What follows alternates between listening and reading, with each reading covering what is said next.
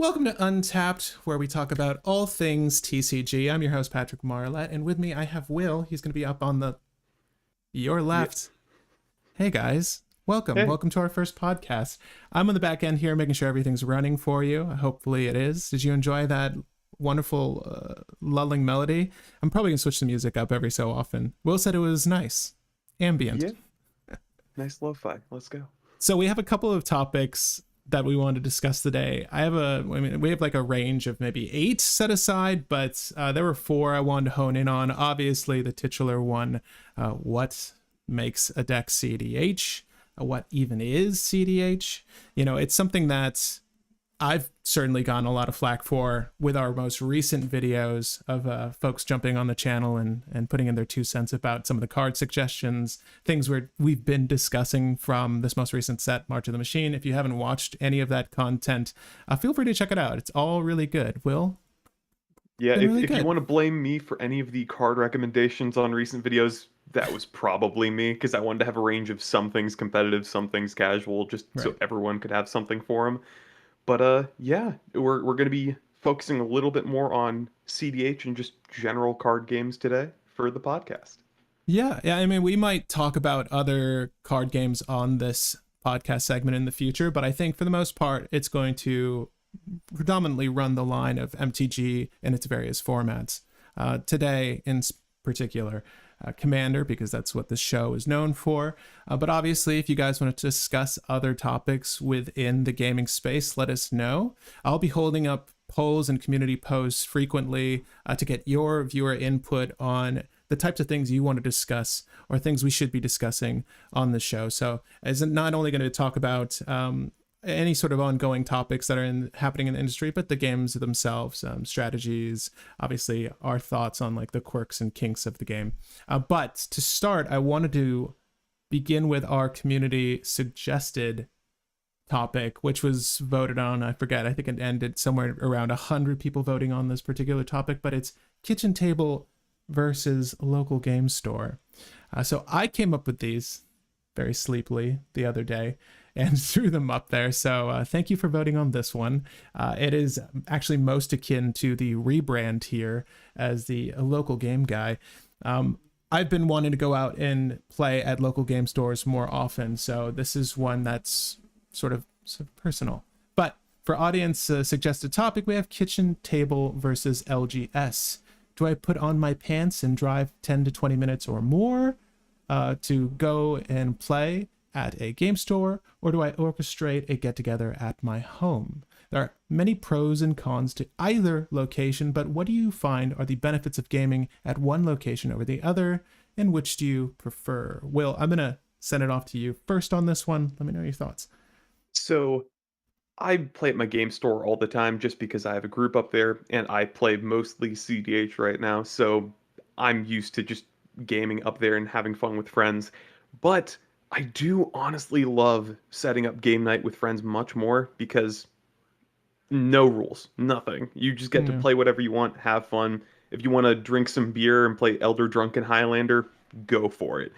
It's much more fun to just kind of game at home with friends, in my opinion, without any kind of rules or anything, because at home, everyone's a bit more proxy friendly.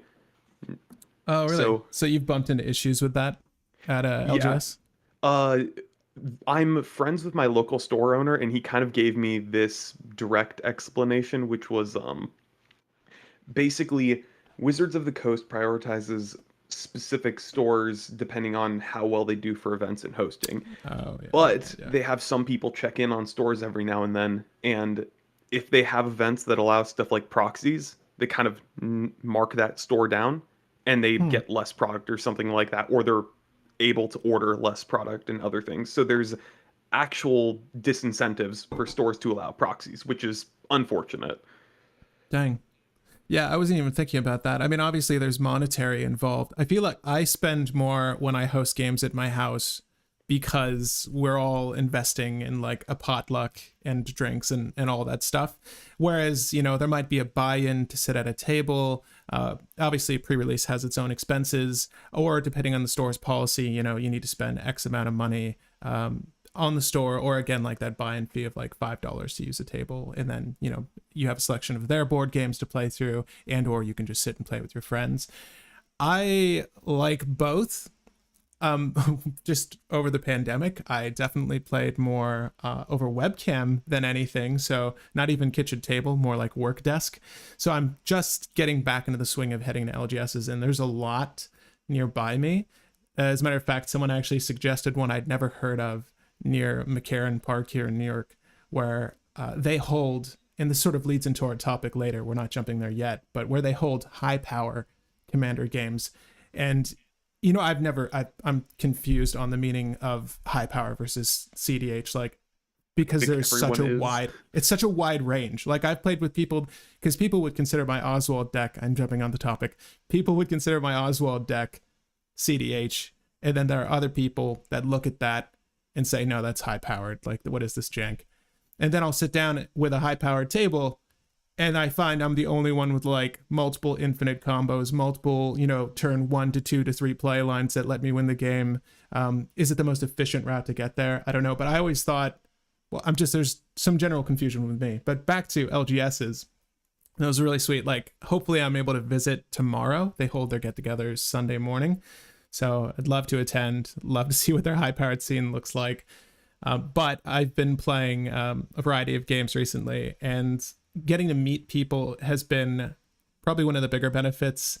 Like, I want to expand my gaming circle, so being able to go out, meet new people, play games, and hopefully have an enjoyable time is great. The monetary, I feel like I definitely spend less on like a Twix, a pack of cards, and like that at a game store, and I can just chill there for however long, not run my AC. There are benefits in that sense, but I think it's just the general camaraderie you see. Although I guess one of the only downsides of playing locally is just it's great meeting new people, but then it can also be, you don't know how people are going to react. You just want to not be around for a while. Yeah. No offense. And that's nothing to do with like that person's hygiene or attitude. Like, it's fine. Like, you are how you are, but you never really know what to expect. And I've definitely had people get heated at me for like bringing something I know I try to be forthright about what I'm playing and what I'm trying to do. But people don't realize it, I guess, until you start playing, and then it gets bad. I mean, you guys have seen the shorts on this channel. Many of them are parodies. Many of them might have happened. So I know, I approach them with a sense of humor, but yeah, like that could be problematic with local game stores. So one thing with kitchen table though is, and this is something that Justin has suffered, like when we get people together to play Cube, is that there is a lot of booze and banter. And in between that and playing cards, like, drink flies, and it hits expensive cards. Like, he has a power cube with actual power. So, luckily, like, his deck had the Jeweled Lotus last time, and it was like, whoo, well, that sake just didn't ruin, however many, I forget how much that card is now. A collector's edition, I should say, CE power, which is still really expensive. But yeah, I find there's benefits of both, but I don't know if I have a real preference here. Yeah, I mean, it's pretty much just what do you want from the game night? Because if you want to just play games, throw down, and just go boom, boom, boom, boom, boom, get a bunch of games in, store's perfect. If you want to like hang out and chill and just kind of talk while having card games in the background or just hanging out with friends, playing at home's probably better. Mm-hmm. There's definitely benefits to both, and I love my local game store just because when someone new pops in, I get to see new decks and new strategies, and I get to mess around with that. And I can also give advice to people because I'm the guy that most people come to in my LGS for any kind of deck strategies for Commander. Really? Yeah, I'm the guy. I have a friend with the cEDH. That's why they let you use the proxies, huh? They're like, oh, he's cool. Let it happen. I have a friend with the cEDH Raga Draga deck, and I gave her a suggestion to play Panglacial Worm as one of the cards in the deck, which I don't know if you even know what that does, Patrick, because that card is so underplayed because it's usually bad. But it lets you, whenever you're searching your library, you can cast it. Before the shuffle, right? Yeah, I know. Yep. I know Panglacial Worm. I do. I've never played it. I thought about it a long time ago for Savala, but I'm like, it just doesn't. Makes sense. It's Like, not good enough. no, It's no, not like, good enough in like 90% of decks. but having a big body on command makes sense. And for Raga Draga, I have it up on the screen now, just in case you guys are Yeah, wondering. If we I see it on mention the side. cards, yeah, if we mention something, I'll try to get it up for you guys. But sorry, you were saying. So the initial Ragged Draga deck was pretty inconsistent because the whole idea of the deck is get something like Sylvala or Marwyn that makes mana equal to power, Mm-hmm. and then you use Ragged Draga's final effect to untap and get +7/+7 to loop some kind of 7-cost spell, give a creature infinite power, make infinite mana, repeat, repeat, repeat. Mm-hmm. And the problem with that deck is all the things that would let you loop are either sorceries or an artifact. Because what is it called? Like Spine of Ishnoth, whatever that thing is. The Yeah, 7 yeah. mana ETB destroy something. When this is destroyed, return it to hand. So my friend didn't have any way of getting a loop going consistently. I recommended, well, you could search for Temur Sabertooth and get Panglacial Worm as you're searching for Temur Sabertooth, Yeah. and then you can just bounce Panglacial Worm for infinite mana. So it's random things like that that people usually come to me for, where it's like, oh yeah, Panglacial Worm in a cEDH deck.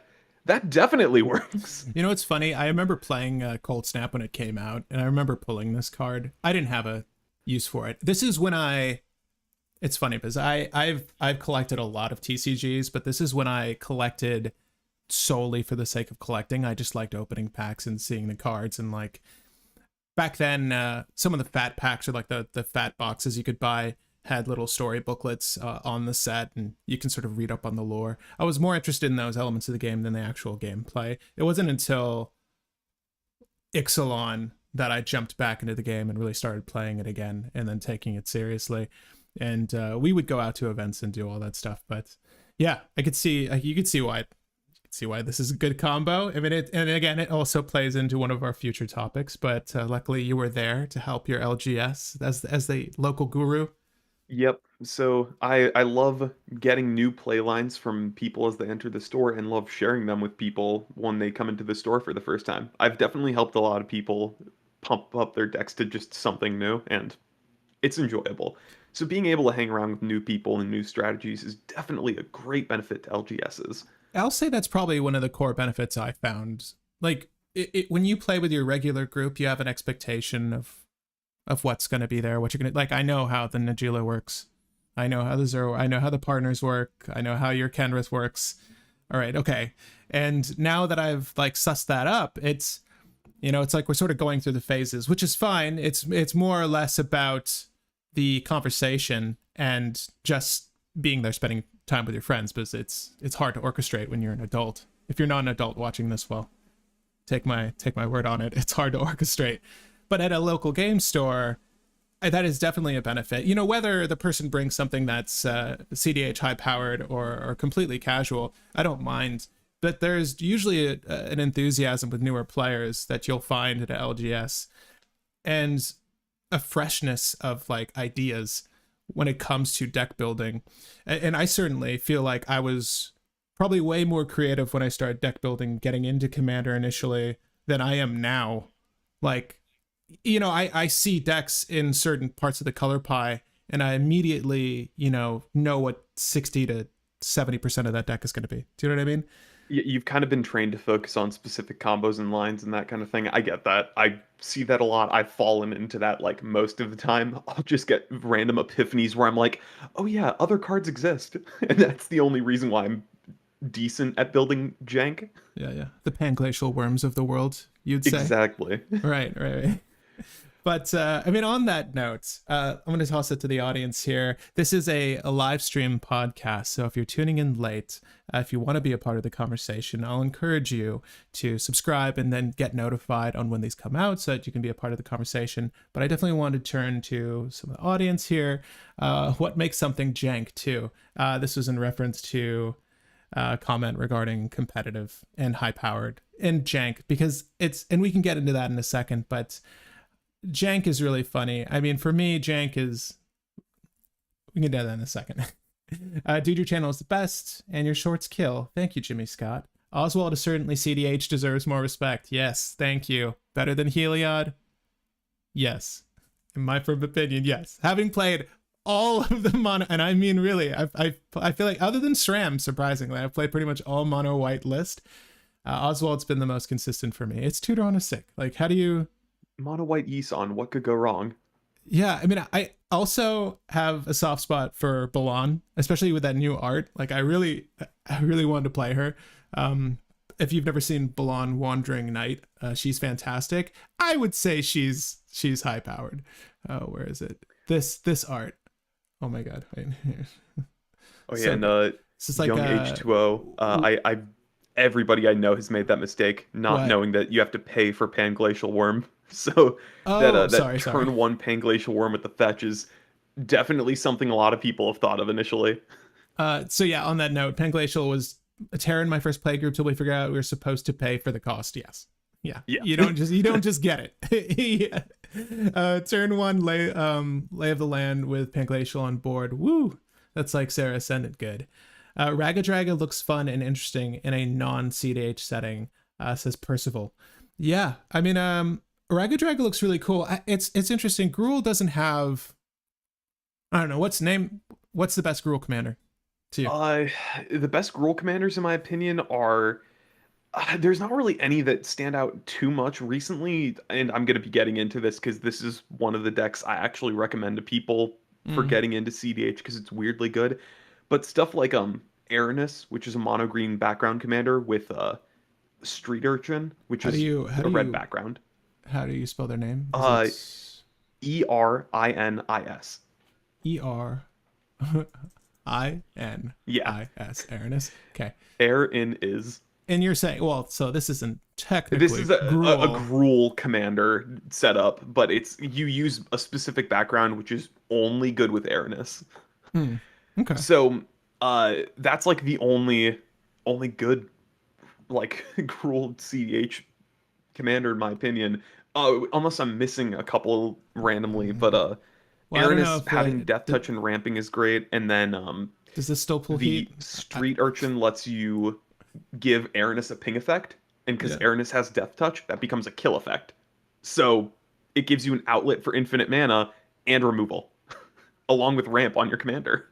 That's actually pretty gross. This is and this we can maybe talk. Is good too. I like Zero a lot. No, I don't. I mean, this is a separate topic. I don't know how people feel about secret layers today, particularly mechanically unique cards.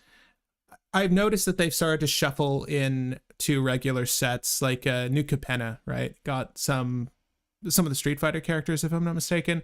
I know it's their intended goal, at least Wizards of the Coast has said as much, that they want to bring these cards to packs, so you're not necessarily throwing money at a website for these cards that you may or may not even care for, like lore wise. Like if you don't watch The Walking Dead, and I haven't watched it in years, I don't care about any of that, like that aspect or those elements of it. I just really liked the effects on this character. They're freaking awesome, and it's a good excuse to run removal because most people don't. And you're like, well, you know what? You're gonna put a Pyroclasm in this deck. Trust me. You're going to want to put all of those in this deck. I absolutely love this character. I really wanted to, and this ties into like local game stores and such. I feel like with my friends, they wouldn't care if I played this, but I remember when this set came out, there was so much hate and so much backlash. And even just talking about it on this channel was really difficult. That I didn't want to, I bought the Walking Dead stuff and I didn't want to play it because I just didn't want people to have to comment on it, because I know people, and they must say something to you about like your card choices. But I just didn't want that like odd backlash. I don't know how people feel about this card now, but I was waiting for like a standard release. I'm like, I'll play Daryl when he comes out later. I do understand why people were mad at the Walking Dead stuff specifically. And I bought The Walking Dead too, because Wizards basically said, oh, we're printing The Walking Dead stuff, and we're never printing it again. So this is the only time that you can get these cards. So we're basically reserve listing these, what is it, like 5 cards? We're reserve listing these 5 cards. And some of them are really good. All of them, except for the Bat, can be a commander. So have fun knowing that we're about to only have like... be a commander? It would be a really good mono black commander. But have fun knowing that there's only going to be like a couple hundred to couple thousand copies Right. of this in circulation, and then we're putting it on the reserve list. And that was infuriating. And I get why a lot of people were mad about Was that. I know there was that, but their response with putting them in sets was to this, right? Like they do intend Yes, but to put The they Walking Dead The into a Walking standard Dead set. is never going to be in a standard set. The Walking No. Dead cards are not. Every Oh. other secret layer afterwards is, Well, but they maybe I'm already mad made the then. promise. They made the promise to the customers, we're not reprinting them. So they're not going to reprint them, including the functional reprints like they've been doing with the other Right. ones. Well, I feel bad if you have a humans deck then that needs a Rick. freaking yeah, Yeah, because Rick. Rick is good. Rick is actually really good. I did not know that for this set. Thank you for informing me. I Yep. could be upset about that. I Well, also now- quickly I looked up a couple more Gruul commanders, and there's two more that I forgot about. One is Wart, which I can't believe I forgot about Wart. Well, and I like Ward the Raid Mother, and we can talk about Ward in a second. And who And else? Maria is the other one, the Gruul Urza. Okay. Before we take a look at Wart to discuss whether Gruul has, we're a little off topic here, but whether Gruul Yeah. has any good commanders. Let me see here. Ragged Jaggle is fun in non-CAD setting. True. Maybe the Gruul guy that punishes for non-creature spells. I don't know. I've built Rick, Glenn, Negan decks so far, and I love them. Super fun, says Blake Farber.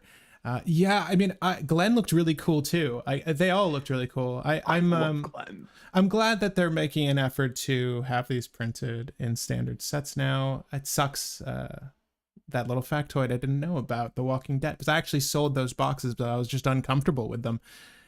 So I would have kept it if I didn't know that. It was Daryl in the Bat Lucille, like, or my favorite cards. Lucille is so good in Arden decks.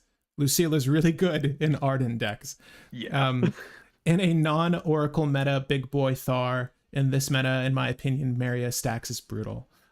Blake says, incorrect. They did claim The Walking Dead will be printed more recently. Okay. Oh, they did? Oh, Thank you. thank the Lord. Okay, thank you, Because Blake. I remember initially they said they weren't going to reprint it ever again, and they hadn't said anything for like a month or two after they actually got to people. Okay. So Whew. that's good. That's good to hear. No, that's awesome news. Thank you, Blake. And if you could link, if you see, if you not to put a task on you, feel free to leave that in the comments either now or after. I'd love to be able to just check that out if you can find it. Again, don't bother otherwise. But Mateus says the mechanical unique still feels kind of bad because it's hard to get then. And I'm also Brazilian and I can't order them secret layers here. Yeah, I don't know about secret layer accessibility. I know they've been doing better about shipping them to more continents and countries. That sucks, man. I'm sorry. Yeah, there's been a lot of cool ones that's and it's weird because I mostly catch they print so many out that I'm just so unawares of all the art that's out there, and I'm mostly interested in the reprints, not the mechanically unique ones, but like the unique printings of cards I really love. Like the last one I bought was Grafdigger's Cage, which looks amazing. But there's so many that when we're going to look at deck builders today, there's so many that I had no idea, and I get to discover them when I'm deck building. You know, just like I always look for the art selection before I close out my editor just to see what's out there. But oh man, my first live stream. Welcome, Tyler. And Lucille is a house. And just on that note, I don't know if I covered these in the beginning, but we've got 4 topics we want to discuss today. I think we've pretty much covered kitchen table versus local game store. It was a brief one and a fun one. I would suggest if you want to make a suggestion for our future topics, and we'll always lead with the community topic, just follow the community post that I put out. I'm always taking suggestions, and I would love to hold another poll where we take a community suggestion that you guys put out there. The first 3 were from me just to have a proof of concept. But we're going to be talking about off-meta cEDH decks, what makes a cEDH deck, and which deck builder reigns supreme, with a live review of the top 3 editors, because I get so much flack for using Tapped Out. So I did want to discuss those. But before we move on to the next topic, I gotta look at Wart the Raid Mother, because I have a very extensive history with this girl. I love Conspire. I hope to see more Conspire, and I hope to see more of it in the form of Wart the Raid Mother, but maybe not so expensive. I feel like I was playing her before Jeweled Lotus was a thing, and then even afterwards, like it didn't get as consistent as I wanted it to be. But for 4 generic, Gruul, 3/3 body, she enters and creates 2 red-green goblin warriors. That's relevant because each red and green instant sorcery spell you control, or cast rather, has Conspire, which you can tap creatures to copy it. So basically, she's a combo enabler in the command zone if you can get her down. But any creature to field tutor sets up a 2-card creature combo. I absolutely love Wart. Do you have a build or take on Wart? I'm curious. I haven't done much with Wart because I honestly saw your build and I'm like, that's about what I would have done. Yeah. It's so fun, dude. The turns when you storm off, because you're not always, maybe there's a stacks piece or two or something holding you back from just doing the 2-card combo on the fly. So sometimes you need to just copy your Thrill of Possibility, or you need to copy your, I like the ones that do that exile you may cast but also create treasures, and copying those and like doubling your treasure, doubling the cards you're exiling, getting to see more of your deck, like just storming through your deck in Gruul this way was super fun. But yeah, Wati has stated the Walking Dead Secret Lair will be reprinted. Thank you, Mateus. So why don't we move on to our next discussion topic of off meta cEDH decks. I know this is one that you were definitely interested in jumping into. So because I love it. I've brewed most of them. Yeah, I don't know if you guys have watched the live streams here in the past. I don't generally look at what I think will be most popular. I generally look at the ones that I know will be the most interesting to explore or have. Like Yargle Multani. Like Yargle Multani. Like, look at the effects on that guy. Amazing. Look at the non-existent effects. Well, what's surprising? That video is doing really well now, that live stream with Yargle Multani, because people were, I don't know, like there's some weird word of mouth going on. Like I'm noticing that it's getting more views and I'm like, oh, people actually want to storm with Yargle and Multani. We're about to release a short on how it functionally works, so you don't have to sit through a 2-hour live stream, but it was a good live stream. So at the top of Commander rest many of the same deck archetypes and spells that have proven to be most consistent, the MTG metagame, or most efficient tactics available, if you didn't know what meta means. However, there are decks, playlines, and strategies that subvert expectations and can often disrupt the balance. These are off-meta decks. In the not-so-popular, not much utilized half-siblings within the space that show up on holidays. They cut against the grain and sometimes win. So, what off-meta cEDH decks do you feel stand up to the popular decks currently being played, and how do they contend with them? Will, I'll let you fire off on that, because again, you make and play many of these lists. Yeah, I'm probably going to go over a couple of the things that I brought up in the previous section, but I want to start off with the deck that we talked about on the beginning of last live stream, which was Sasaya. Oh yeah. So, someone was like, is this guy pulling our legs?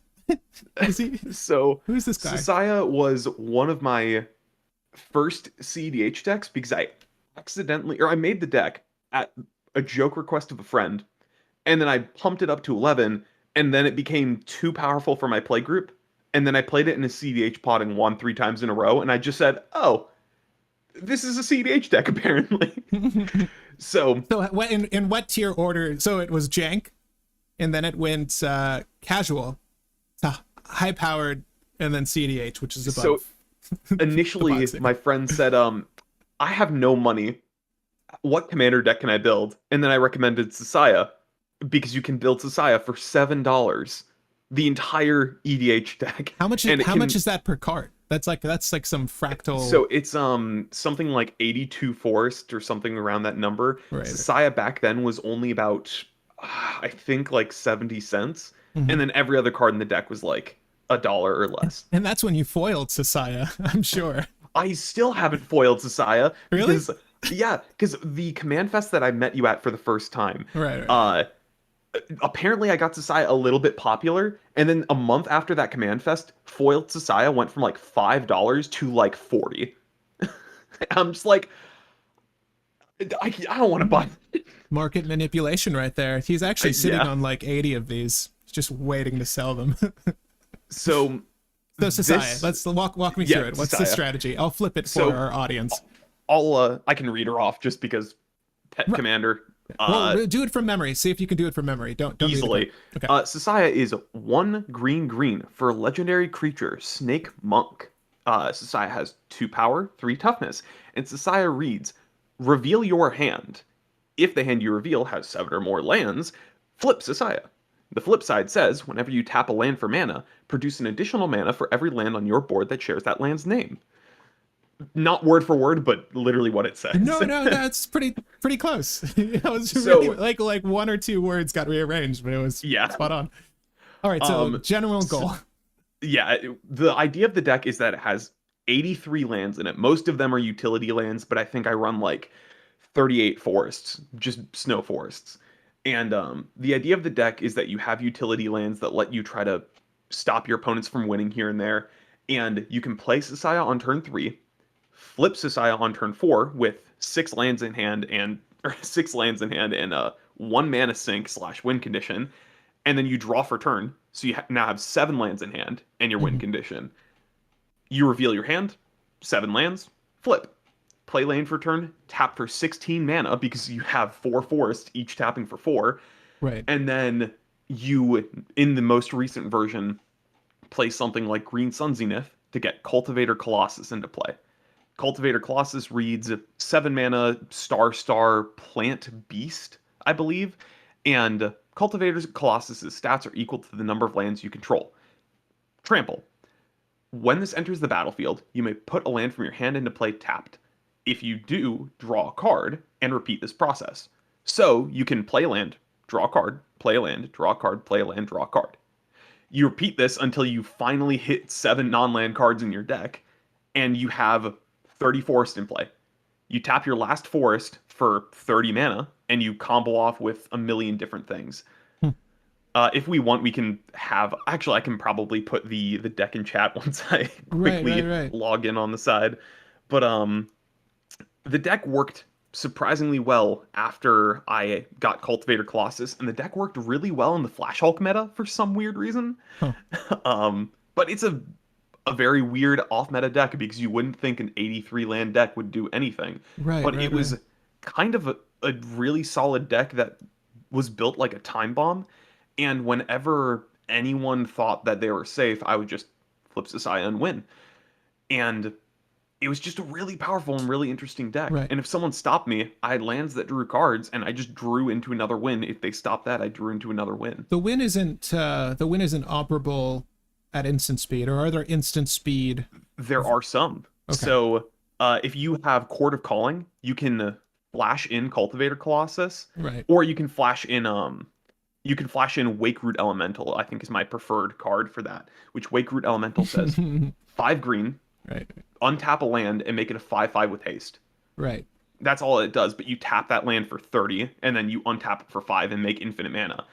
Cultivator Colossus probably cheated in this one land called Rat's Edge, which just says pay 4, tap it, sack a land, deal 1 damage, and Drownyard Temple, which says you can pay 3 to put this from your graveyard into play. So once you have infinite mana, you untap Rat's Edge infinitely, and you ping everyone for infinite damage. Keep recurring Drownyard Temple. So on that note, the instant speed win. So just talking about, and you mentioned something that's important. So metas change. Right now, I'd say we are very much in the demonic consultation, Thassa Oracle realm. Like, that is the general strategy of most decks. There are variations on how you get there. We just did a short talking about intuition. That's a simple play line to get you towards winning with Thassa's Oracle in most instances, although we do illustrate a different way of winning with intuition and without Thassa's Oracle. It's just that the redundancies that are in place to win with her are many. You just need something that exiles your whole deck. Like, you're joking, but it's true. That recent red card, Dance of Calamity, in this meta, if you happen to be an Izzet, it works with Thassa's Oracle. So why not? Might as well. Yeah, but exile your deck. I know people are looking at that and thinking, well, maybe I can leverage this for some value, but no, just win the game. But like you were saying, Sasaya played well into Flash Hulk. As we all know, Flash was banned. Protean Hulk played not so much anymore. No offense. If you're on Protean Hulk still, good for you. You know, that enchantment. Oh, don't worry. Some of the decks that I'm going to recommend are actually Protean Hulk decks. Oh, okay. But how would you say Sasaya, just taking that, how would you say that functions in the current meta? Is it good enough to stand up to a table of spiky tryhards? No. Is it good enough to stand up in a table of like, 4 to 5 color commander pairs, your general 5 color good stuff that you see? It does really well because most people won't look at Society for the most part, but even for my friends who do play the higher end of cEDH and know what my deck does, they still can't stop me that well because turn 4 is that awkward turn. You usually think people are going to win on turn 3, and you set up removal and use... Right. Yeah, they try. And they've tried. Like, usually 2 to 3. Like, the attempts, the failings, and then the recovery. So people use all the removal on turn 3, or a lot of removal, and then you can just swoop in for the win on turn 4 because you're playing off tempo, basically. People think worry on turn 3, rebuild on turn 4, but you get around that. And also, Society doesn't get hit by a lot of stacks. So the more stacks decks at the table, usually the higher your win rate, because Drannith Magistrate is the only thing that really hurts you. And Opposition Agent can hurt you, but you can just wait out the Opposition Agent a lot of the time because someone else is going to want to remove it. So the only things that would worry you are things everyone else is going to deal with for you because they want to get them out of the way too. And that much has proven true. I'm assuming you don't run much removal on the list, if at all. I run a surprising amount. There's actually a couple lands that make really good removal, weirdly enough. Yeah. And we have Walking Ballista as an additional win con and removal, because if you just play a Ballista for X equals 8 on both, that's 8 counters. You can ping off any creature you want. Right. And then there was a suggestion or an ask by Mateus in the audience. He's asking if you play Helix Pinnacle in Society. I do not, just because it's a win on upkeep. And that's really the only reason why. If I'm using Wakeroot Elemental, I can turn my 40 lands into 5/5s and do 200 damage, and that's usually enough to just win. So I don't have to worry about that. We could take a quick sidebar for Ross Fienker's question. Sorry, Ross. Yeah. Why play a 100-card format if you plan on winning in 3 turns? Suggesting you're not really seeing all your cards. Well, I mean, like when I play Oswald and I go for a Mesmeric Orb line, I get to see all my cards go into my graveyard. Like, I see that. Same thing with Thassa's Oracle. You Tainted Pact on a Consultation, you get to see it all go into exile. Whether you're leveraging those cards or not, the thing is, within the 99, there's generally a lot of redundancies to make sure that the decks remain consistent. If you're playing cEDH, you want consistency as king. I think I've said this a million times on this channel. We haven't really got into our next topic, but this sort of leads into that. You do want your decks to be consistent, but a lot of the 99 is going to have redundancies. So, like that one Nature's Claim is just another abrupt decay in your list. Obviously, they both have varying situations of play, but they're usually serving the same purpose. So I think it's fine that you're not, it really depends on how long you really want to be playing as well, because I've seen some casual games go on for hours. I've seen some, high power competitive games go on for hours. But yeah, let me know your thoughts on this one. I think another good reason is variety, because if you're planning on winning turn 3, like Pat said, you're not going to see most of your deck. And if you're not seeing most of your deck... play most of your deck.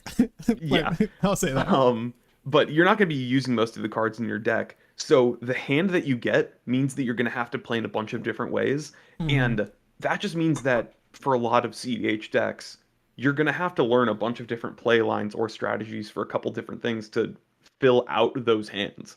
So I think winning early also means knowing how to use your cards well. And if you're learning how to use your cards well, it makes the game a lot more interesting. You know what? I will say, I would say that this is sort of the inverse of casual, like where maybe every hand's a happy keep, provided you get ramp, maybe some card advantage, in cEDH, or at least when you're playing with a deck that is what people refer to as like a turbo list, a turbo nose, a quick list, you are mulliganing down to 3 to 4 cards sometimes, like if you have to.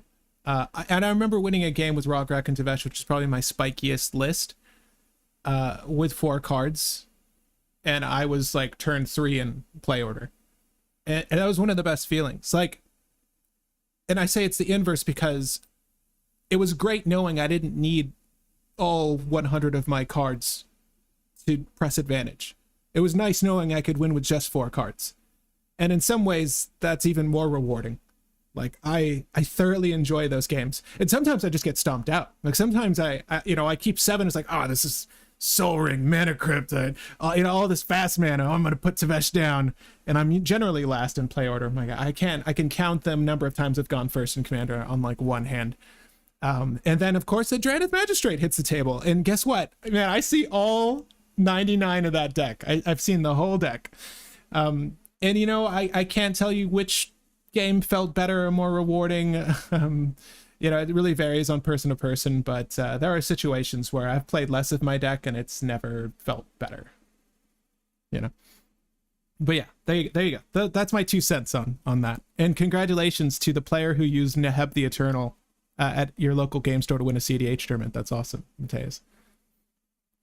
But yeah, any other thoughts on lasting thoughts on and I guess that's sort of the dichotomy as what was being suggested between a more casual game versus like a cEDH game, or like the mentality of the player. I hope that response aided anyone watching this. Like we're not just filthy tryhards. Like we enjoy different elements of this game, I think, as if you're playing cEDH. Yep. Okay. I'd also say, like, if you want to see kind of the diversity of cEDH, just watch the mulligans that Patrick and I did on the Yargle Multani list, because those were interesting. Yeah, and gold fishing is like a good way. I don't know. This should be a topic maybe for a future video. We can even talk about it briefly here. I was telling Will, like, after that stream, honestly, my favorite thing to do in this game, it's not even play the game. It's generally like brewing list, or when I get together for Cube, it's drafting the cards, it's making the picks, and seeing the thing created in front of you. It's almost like getting a Lego set or something where you get to put it together. And like, I'm definitely this way where I'm more interested in the building and constructing of a thing than I am playing with it in most instances, whether that's like making a PC or whatever. Like I found myself more interested in the concept and construction than I have been playing sometimes. And when you get to that point where you're gold fishing, it's just another element of the construction. Like that's why they call it sculpting the hand, right? Like seeing the play lines unfold, particularly when you're unfamiliar with a deck like Multani Yargle, which was, I don't know how this is going to storm. I mean, it's gonna. I want it to happen. We're gonna make it happen. Like when we popped off on the second game, I know you and I both were gonna throw in the towel, and I'm like, no, wait, it's here. You just need to try really hard. But those are the funnest parts. And then once you have it solved, then you bring it to your game store and just like trounce people. But I don't know. I was going to move on to the next topic unless you have anything to say about that. No, that was okay. That was pretty apt. So do we want to move on to like the next deck or something, or do we want to? Oh, yeah. Well, you know what? We're still multiple. on it, and I would like to throw it to the audience too. If you have a list that you've been told isn't cEDH, or you've been told isn't good enough, let us know what that commander was. What strategies does it employ? Maybe some of us in the audience can help you out. Maybe we can help you out. Or maybe you found it perfectly adequate. But we're talking off-meta decks right now. The list that aren't as common in the format. Maybe we should cover 2 more before we move on to what makes a cEDH deck. But after the next one, I'll get to some questions from the audience here. Yep. So moving to the next deck first, I guess, or Yeah. Let me all right. look it up.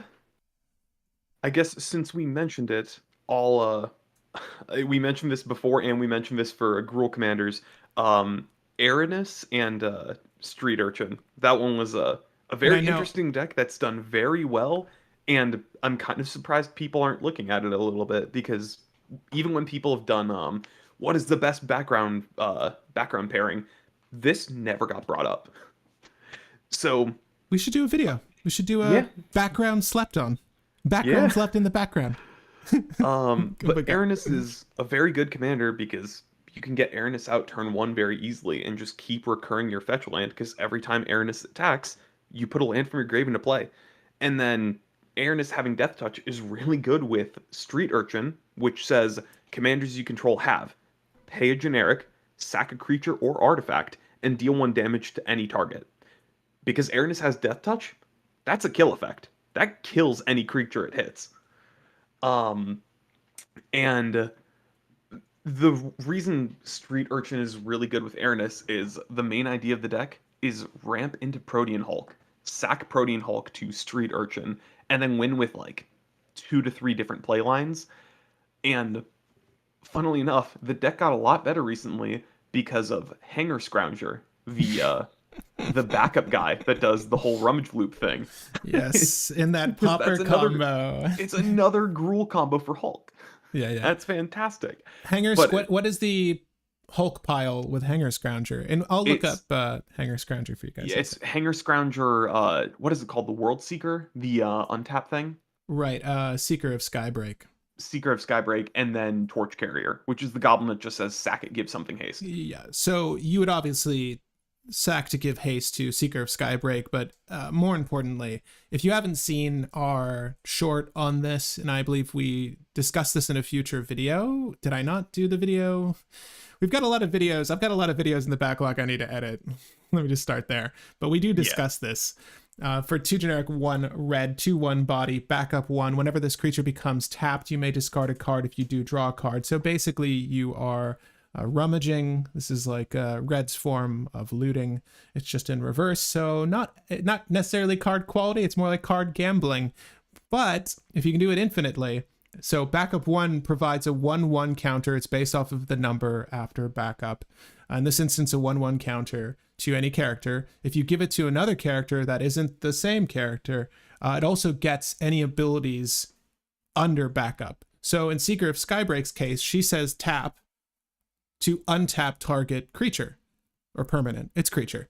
She could target herself and get this triggered effect. So basically you can rummage through your entire list. So you're filling up your grave, which is useful in certain instances, and you're also just drawing your deck. So then at that point you'll find, whatever solutions you needed.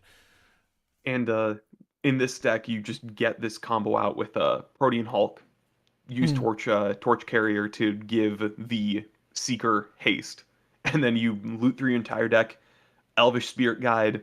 What is the other one? Simian Spirit Guide. Right. And then you go Underworld Breach. Do what you want. Yeah, that sounds awesome. So you have a list for Airness? I do have a list, actually. Is there good art for Airness? I don't think so. That counts, kind of. This is so cool, though. I mean, she's easy to get on the field. So if you just want to attacks, return target land card from the graveyard to the battlefield, she seems okay. Yep. She puts you in good colors. Like, generically, is she going to do much for your table? She's going to let you remove any creatures on the board, so any stacks you don't like, just gone. Because Urchin makes it so that Airness does the damage, and Death Touch means that it kills. What's interesting is, I think generally speaking, when we look at commanders in a cEDH setting, and again, the topic is off-meta decks, we're looking for draw utilities, we're looking for ramp, we're looking for tutors in many instances. Like Zur was very popular for a time. I don't know if people still like Zur outside Zur of Post Malone. on this list, actually. Oh yeah? Okay. Yeah. Maybe we'll do Zur next in a meta where Zur is like not top dog. Like Necropotence, I got Thassa's Oracle Sun. But yeah, how does this contend generally speaking? Like you're saying having removal in the command zone as opposed to your typical Timnacrom, whatever, like just draw utilities. Because their goal is to, I will draw until I find my removal. You're saying have removal in the command zone, have an outlet in the command zone, and like not only an outlet, damage outlet, but it's important that you kill Protean Hulk. That's why Flash was so good. It puts it in the graveyard. In this instance, as you saw, Street Urchin sacrifices another creature as a cost. So it's hard to interact with. Like if Protean Hulk is there, you Green Sun Zenith Protean Hulk, it's probably just happening, right? Unless they remove Street Urchin. Yep. And Airness letting you ramp is really good because you can just hard cast Protean Hulk on like turn 3 or 4. And it's not that bad. Oh, it's to the battlefield. Okay. Yeah, That's like you don't need to damage people. Just crack the okay, so you're saying you play your Arid Mesa. Let's go Arid Mesa. You play your Mana Crypt. You crack your Arid Mesa. You play Airness. Next turn, your 1 land hand. You get your second land. not tapped, you could crack it again and just keep ramping. You could effectively use that one land to just get all your Keep going lands every single turn. That's interesting. I mean, it's not. It's technically ramp. I mean, yeah, but you still get a land ramp. per turn. You can do 2 lands a turn. She's good. I like it. Yeah, I like it. and the other Protean piles, because the Seeker combo wasn't a thing until a week ago. Right. But the other 2 piles, and these are the 2 that are currently in the deck, is Dockside Teamer Sabertooth. Self-explanatory. I don't think I need to say anything there. I'll look up. Some people might not know who Protean Hulk is. Oh yeah, true. So good. That's so Dockside Sabertooth is one loop that gives you the infinite mana for Street Urchin and infinite artifacts for Street Urchin, so you can just kill the table. And then, secondly, you have the conspicuous Snoop lines with Goblin Recruiter. So you do Goblin Recruiter, Conspicuous Snoop, and Skirk Prospector with whatever else you need. And then you just make infinite copies of or Conspicuous Snoop with Kiki on top of your deck. And then you sacrifice half of them for infinite red, and then sacrifice the other half to Street Urchin for damage. And for those who don't know the Conspicuous Snoop lines, I can quickly go over it. Goblin Recruiter says, search your library for any number of goblins, put them in any order on top of your library. Conspicuous Snoop lets you reveal the top card of your library and play it if it's goblin, and has the effects of all goblins on top of your library. So if you give Conspicuous Snoop haste with goblin or with a torch carrier, you can have Kiki Jiki on top of your library and tap your Conspicuous Snoop, targeting itself, making another Conspicuous Snoop with haste. This taps itself to copy itself. The next one taps itself to copy itself. You get infinite Conspicuous Snoops. Tapped. Yeah, tapped. But one of them is untapped, which is relevant for some lines, but not really for here. Right. I'll show the why it's relevant for this other part. So you can tap the last one, copying Goblin Recruiter. Then you get a search Skirk Prospector to the top. Then you can sacrifice 2 million of your Conspicuous Snoops to make 2 million red. Then you sacrifice 2 million Conspicuous Snoops to Street Urchin, doing 2 million damage. So I guess of the combos mentioned, I would probably say the Dockside, only because it only involves Tamir Sabertooth, is probably like the cleanest play line. Yeah. But you still want a backup for Hulk, I assume. So you can, I mean, there's no excuse to run Food Chain here. Like, that's not going to be helpful with your outlet. Yeah, I like it. Yeah. And it's been fine. Like you're saying, removal in the CZ and ramp has been really good for taking care of stacks pieces and getting you to Protean Hulk. You're also happy with running things like Conspicuous Snoop, even though one of your lines is artifact based, because you just sack Snoop. Collector Oof. My bad. Yeah. You sack your Collector Oof whenever you need to go off, so you don't care. Yeah, that's great. Yeah. And one last off-meta deck to discuss. And if you guys have any off-meta lists that you enjoy running, let us know. I'm seeing here, anyone else going to MagicCon in Minneapolis? I am not personally. We have, okay, I'm seeing a lot of things here. I see less cards on level 6-5 decks compared when playing cEDH. Does that mean I should play not play lower powered? We'll jump into that when we discuss what makes a cEDH deck, I'd say. One question, but if you pull a mono green deck in this meta, is also accepting that you need to sandbag most of the game since there's no response to Oracle that doesn't hurt you. So I guess that was for my Society deck. Right. So it doesn't really hurt you sandbagging, because you're not sandbagging. You're playing on curve because you have to play Society on 3. And then on your next turn, when you draw, you have 8 cards in hand. 7 are lands, 1's a win con. So you have to flip Society on 4 or later. Right. Like, it's not sandbagging, it's just playing to your curve. They mentioned they're on Ashaya, so they might be referencing their own game plan there. I'm pretty sure it was in response to me saying Society stuff, because it was a little bit after I posted the list in chat. Okay.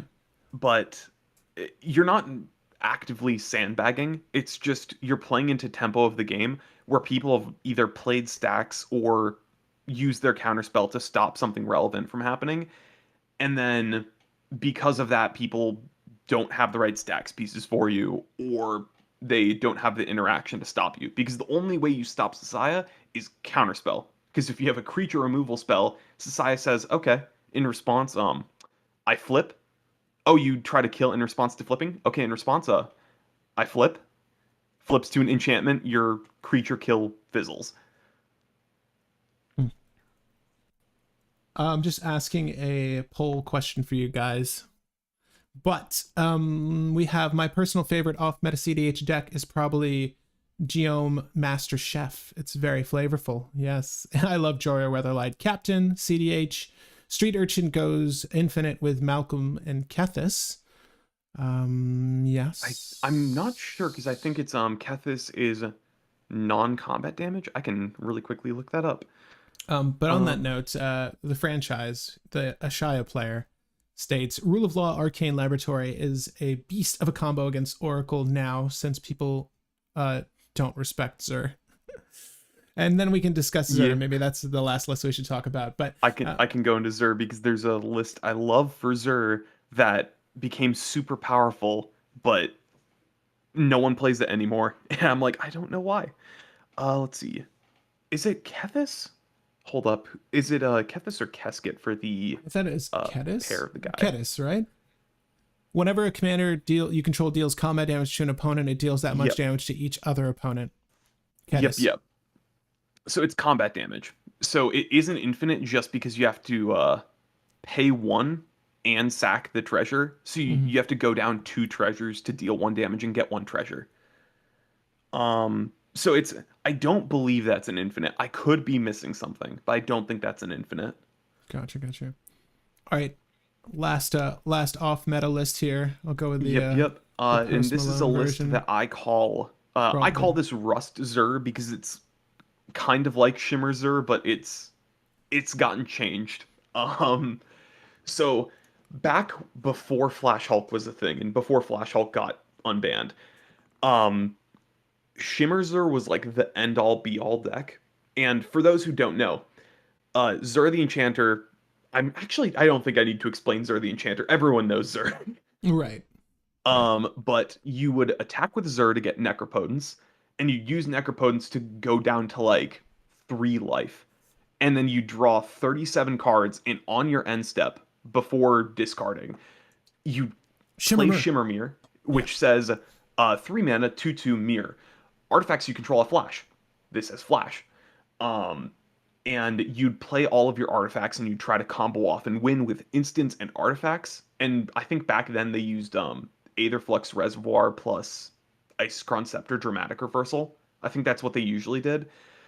The deck was good, but the main weakness was 25% of the time it just didn't get there and lost.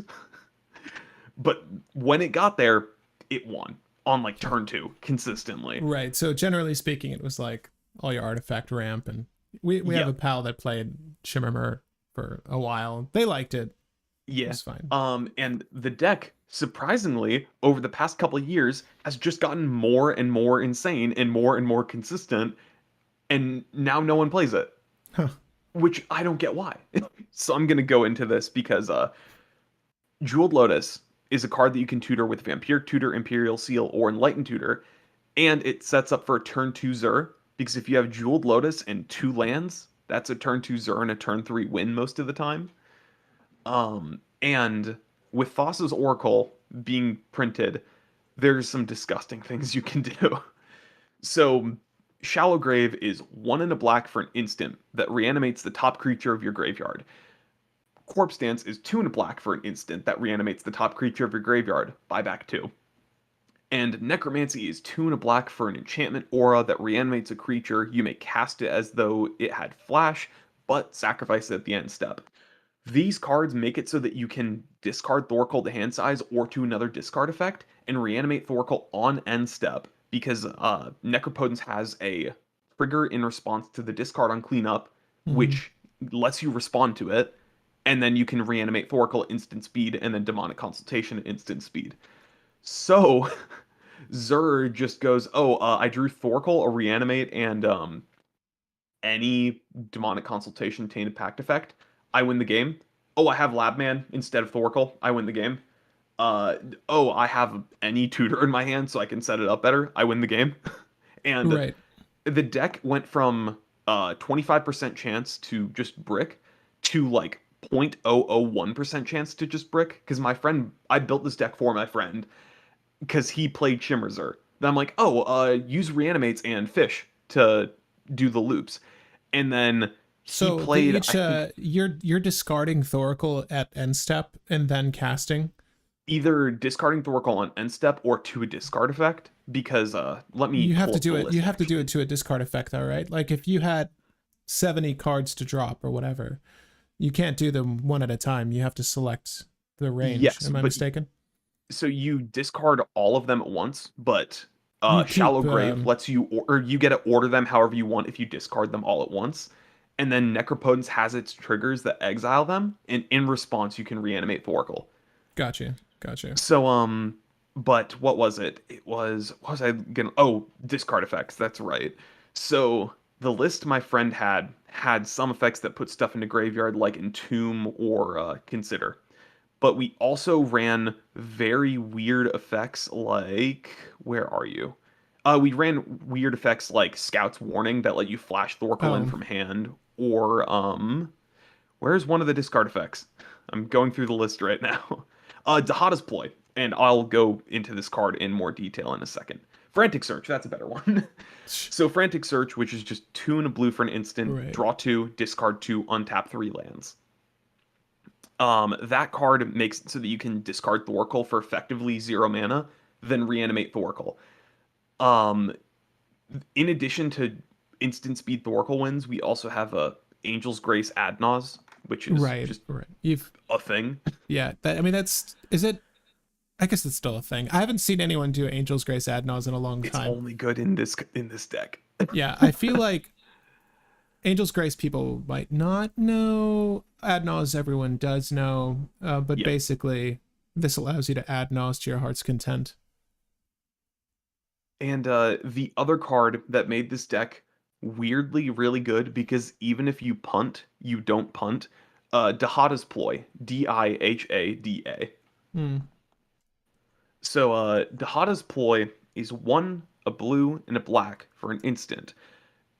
Draw 2 cards, discard a card, then Oh, gain a life for every card that you've discarded this turn. It also has Jumpstart, which is not really relevant, but kind of relevant. The reason why this card is good is because it does dumb crap with Necro. If you discard to hand size, you get the trigger. Because you get the trigger, you can actually cast stuff in response, and because of that, you can cast Dihada's Ploy, paying 3 mana to gain 40 life. And because of that, you just go again, and then you jumpstart, and then you can go again. You can gain upwards of like 80 to 90 life off Dihada's Ploy to just keep necroing over and over and over again. So even if you don't get there, you reset and you get there next turn. I like that. We should do a It's short on that interaction. Honestly, that seems we could. It's very underrated. It's like super a niche, but yeah, any Dimir deck with Necro that wants to try to do fast stuff, you can just do this. And yeah, it works. right. You can unmarked grave this and jumpstart it, right? Yep, it's Or really or good. entomb And it, or there's a very funny setup that I had against a friend where I got milled out with what is it called? The 1 mana thing that says when something enters the battlefield, each opponent mills. Uh, it's a artifact, right? is it Altar of the Brood? Altar of the Brood. Yeah. So my friend did a Dargo loop to mill everyone out with Altar of the Brood. Then we said game, and I said no. And then on my upkeep, I untapped, jump started Dahada's Ploy, discarding Laboratory Maniac with Dahada's Ploy on the stack, Shallow Grave Laboratory Maniac, and then let Dahada's Ploy resolved, drew from my empty deck and won because of Lapman. So thank you, Altar of the Brood, is what you're Yeah. saying. Oh, that's so So I good. was just like, oh, I won. Secret tech right here. It's funny. I remember But seeing this card. I don't. I mean, I don't generally play blue, but that is a pretty good thing to do. At yep, least it, and particularly in the constructed list you're referencing. We can probably leave a link to that one as well for Zur the Enchanter. But yeah, yep. That sounds really good to me. So Um, the deck has just gotten better because Orzhov also got good removal recently with like Vanishing Verse and other things like that. And this deck has just gotten more consistent. I think this list runs it runs 40 instances, 4 sorceries, and 5 creatures, and everything else is an artifact because you run Shimmermere. And I think in the new version we ran the Liberator, the right. So you new have Shimmermere. two Yeah. options. Yeah, yeah. And the whole deck is just really consistent because I think my friend played over 200 games and he bricked once instead of playing 4 games and bricking once. You know what? Send me the list because I know my pal Alex would love to see it. Yeah, I can pass it because I think on the last Brew Wars he played Shimmerzer, right? Right, right. It was his baby. It was the golden child. But It's so good. The list so is so much better now. it seems like it would play well in our current meta, and most of these lists do. In all honesty, really, it's just a matter of balancing.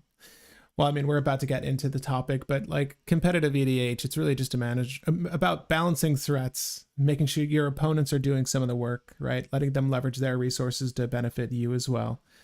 But yeah, it's fun seeing Zur come back in a meaningful way. But Jensen Luris is the cEDH deck I run besides the free spells and fast mana. It feels like a very casual shell to call cEDH, but it does a little of everything I like about cEDH.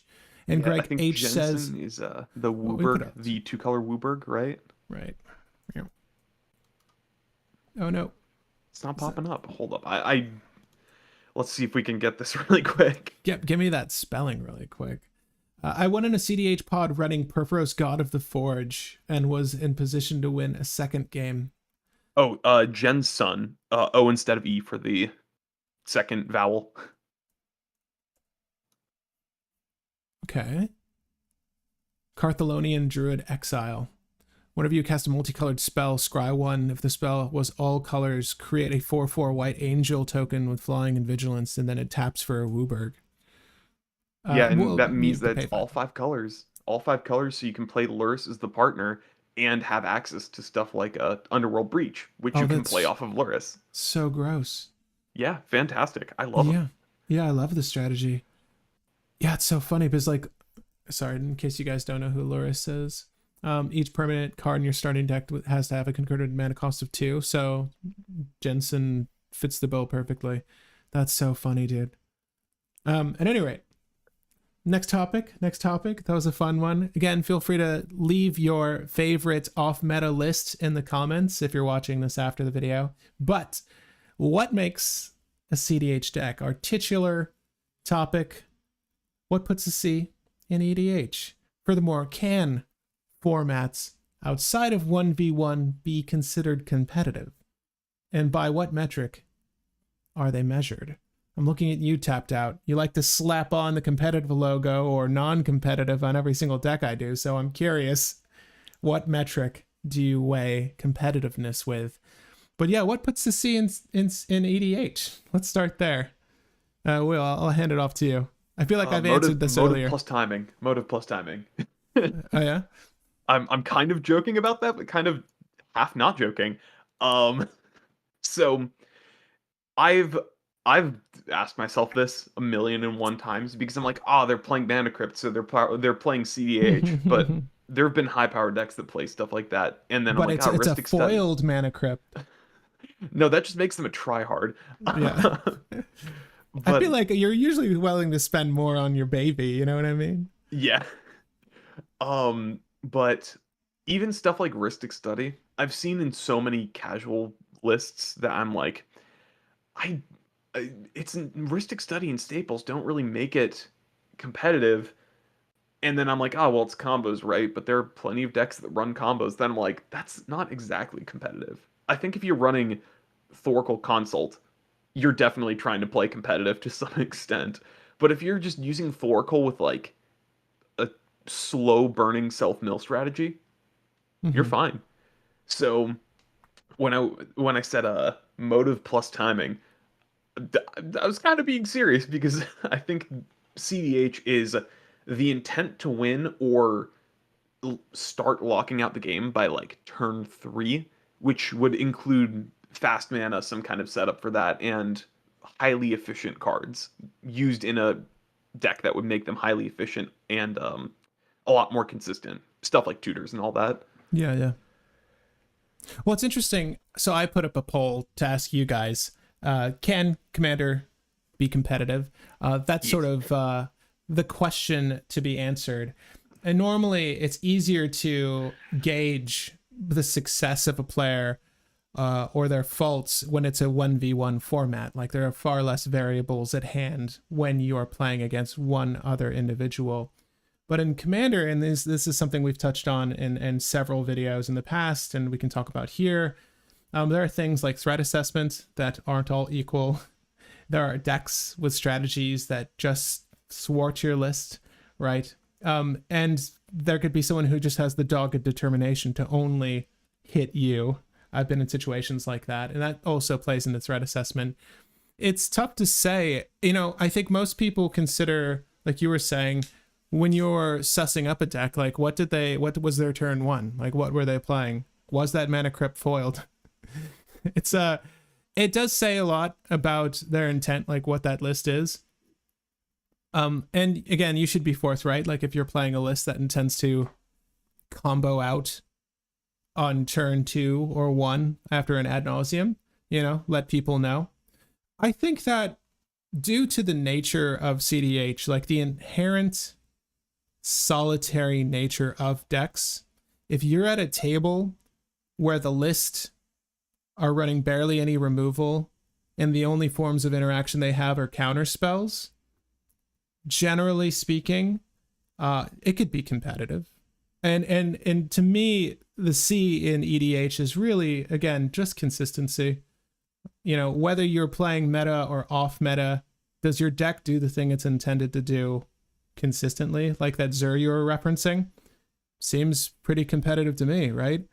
That's what puts the C there. But generally speaking, in a 99 card singleton format and you're playing cEDH, the amount of interactions are like varied. It depends on which list you're playing. Like if you're running Yusharn, yeah, people are going to search up their stuff to break your stacks pieces, or use their commander. You actually use their commanders to draw cards to find the resources to break down your stacks, or something like a Winota. Just kill Winota, right?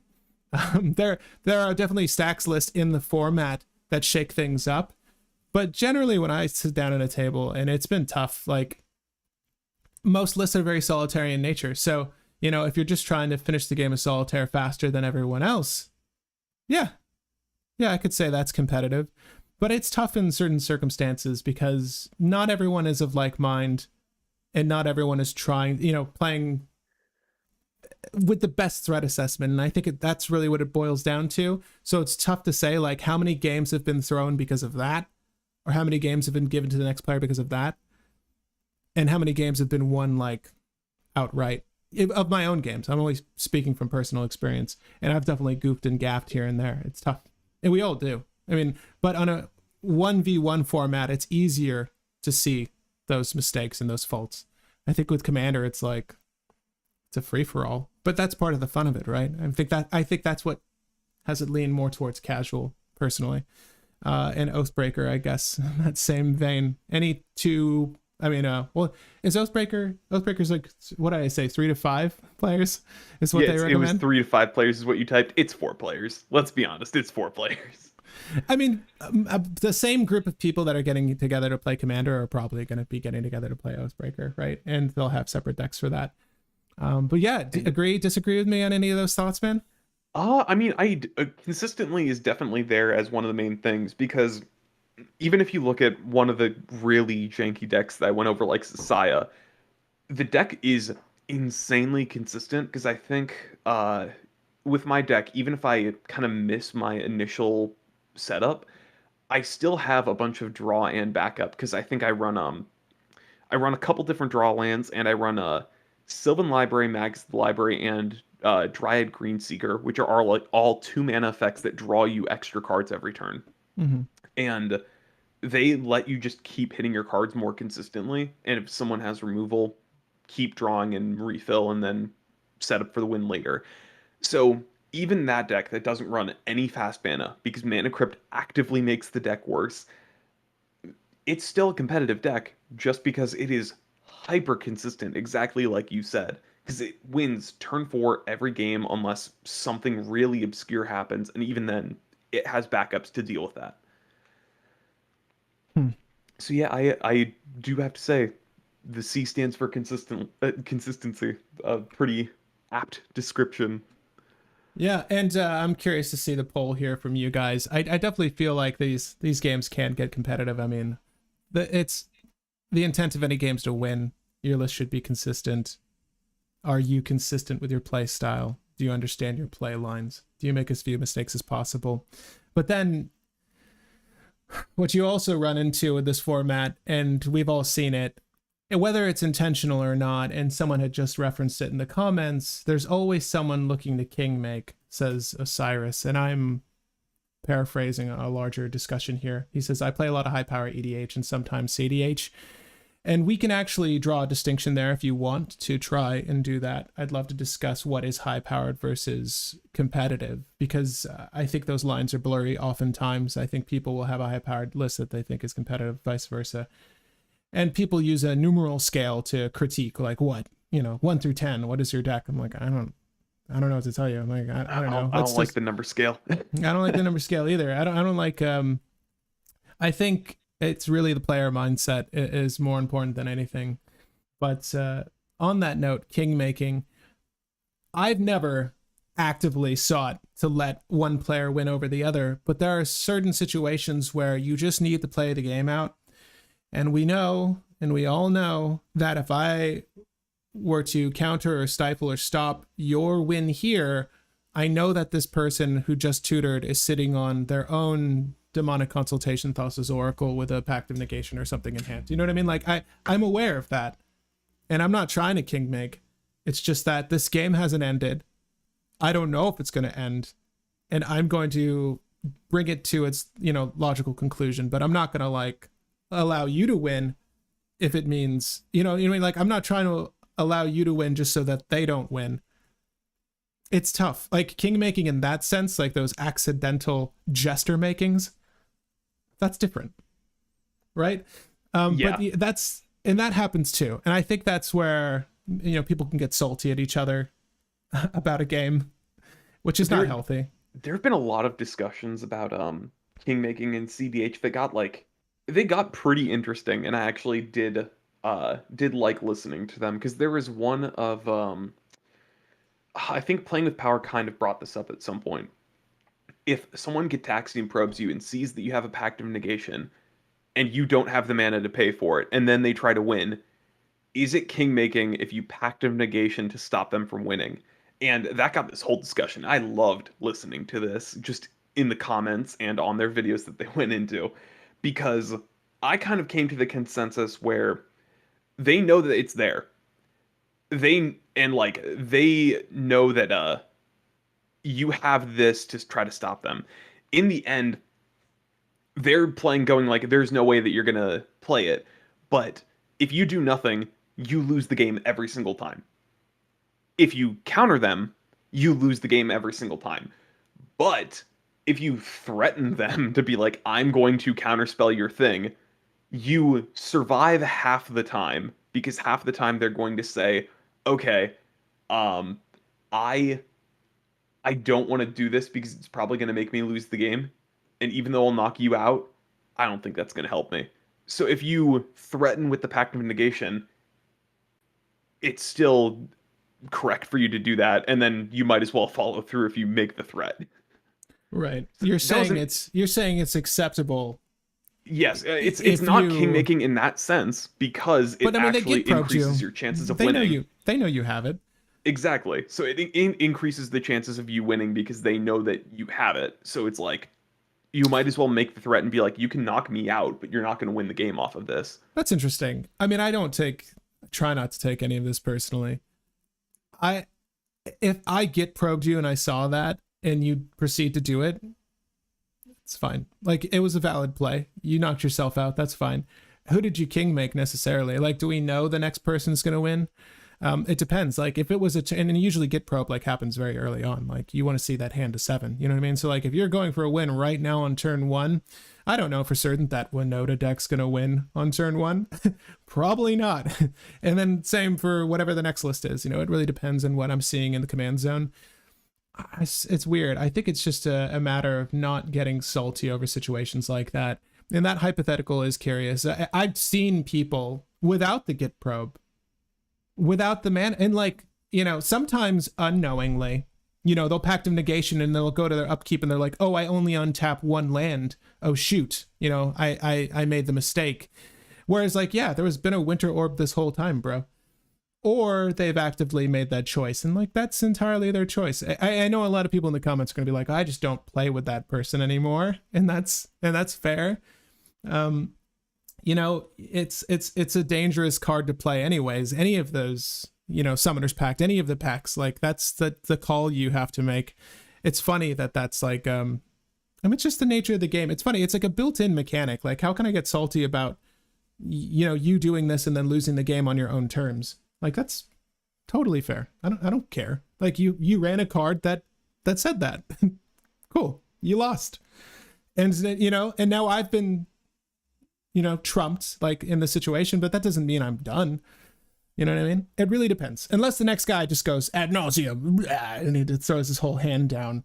You know, it's the king making scenario is interesting, but that it doesn't happen too often. It's more like coincidental.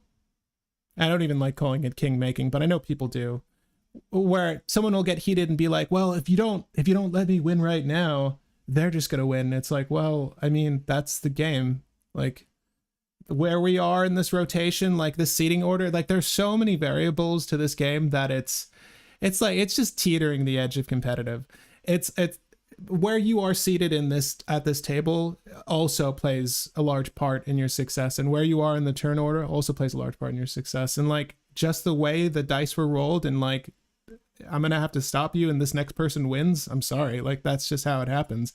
Maybe someone else isn't revealing that they have a solution, who knows? But like you don't just end the game because your next friend gets to win. Like, great, let's move on to the next game. So weird. But yeah, did we sufficiently answer the question, what makes cEDH? I mean, yeah, it's consistency plus speed effectively, because if your stacks deck is set up to try to stacks everyone out on turn 3, or at least set up a decent amount of stacks on turn 3 and then try to win on turn 6, that's probably cEDH. If you're playing a combo deck and you're trying to win on turn 3, like maybe a frog and a tree combined together, that's probably cEDH. Yeah, that's interesting. Yeah, and you know, is it going to have the same package as like your general 4 to 5 color good stuff? I think the things that we see, like the most tournament winningest decks, are generally ones that are very consistent at laying their stacks down and then playing the long game, or just have a suite of cards that we kind of all expect, like the 20 plus blue counter spells, and then Thassa's Oracle Demonic Consultation. Like there are packages within, you know, whatever deck I see at the table. Like I just understand that that's coming. I'll be prepared for it. That's the meta, obviously. And whether you are or not is, well, that's a different story. Maybe that's what puts you in high-powered territory. I did want to talk on this really quick. If you understand what you're going to expect at a table, and in a cEDH setting, it's generally speaking going to play towards what the current meta is, what's popular. And right now it's Thassa's Oracle, Demonic Consultation, and any of its variants, right? Like the Zur one you spoke of. You should probably be packing solutions for that. And if you're not, then maybe your deck is high powered, because I would say it's odd. Like you can play selfishly to a point, and your list is competitive, but you still need to, and what's nice about blue and its interaction suite, and it has the best interaction in the game, Counterspell, means you always have an answer to any problem on the stack. And then they probably have like one Assassin's Trophy or something and like a tutor to find it. So that's good. But I think you need to play in mind of what you're facing down, and, you know, solving problems and answering threats as they pop up in games too. Right. And that's maybe more of a mindset thing than anything else, but it's also deck construction. Like, you should certainly add solutions to problems to your decks. Play that endurance if you're in green so that you can mess up that Thoracle.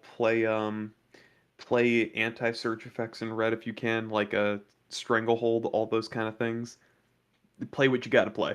Right. But what list then? So I'm saying it's mindset that separates high powered from cEDH, right? I'm saying for the deck construction aspect that you're saying to it, of like build something so that you have an out and you can play into that out. Sorry, both those things, right? Both those things. Like, yeah, your mindset, like going into your deck building, your mindset on the play, like you should have considered like what you're going against, and like your meta might be different than what is, you know, winning at tournaments, and that, you know, the less you see people talk about in videos or podcasts, like the decks you might be facing down are different. So just being prepared for that. But yeah, what can you point at and say that is inherently high powered? Is there a list that you can point at and say that's not like cEDH? That's high powered, that's not cEDH? Yeah. I can't. Pretty much most Wooburg things other than Kenrith and Najeela.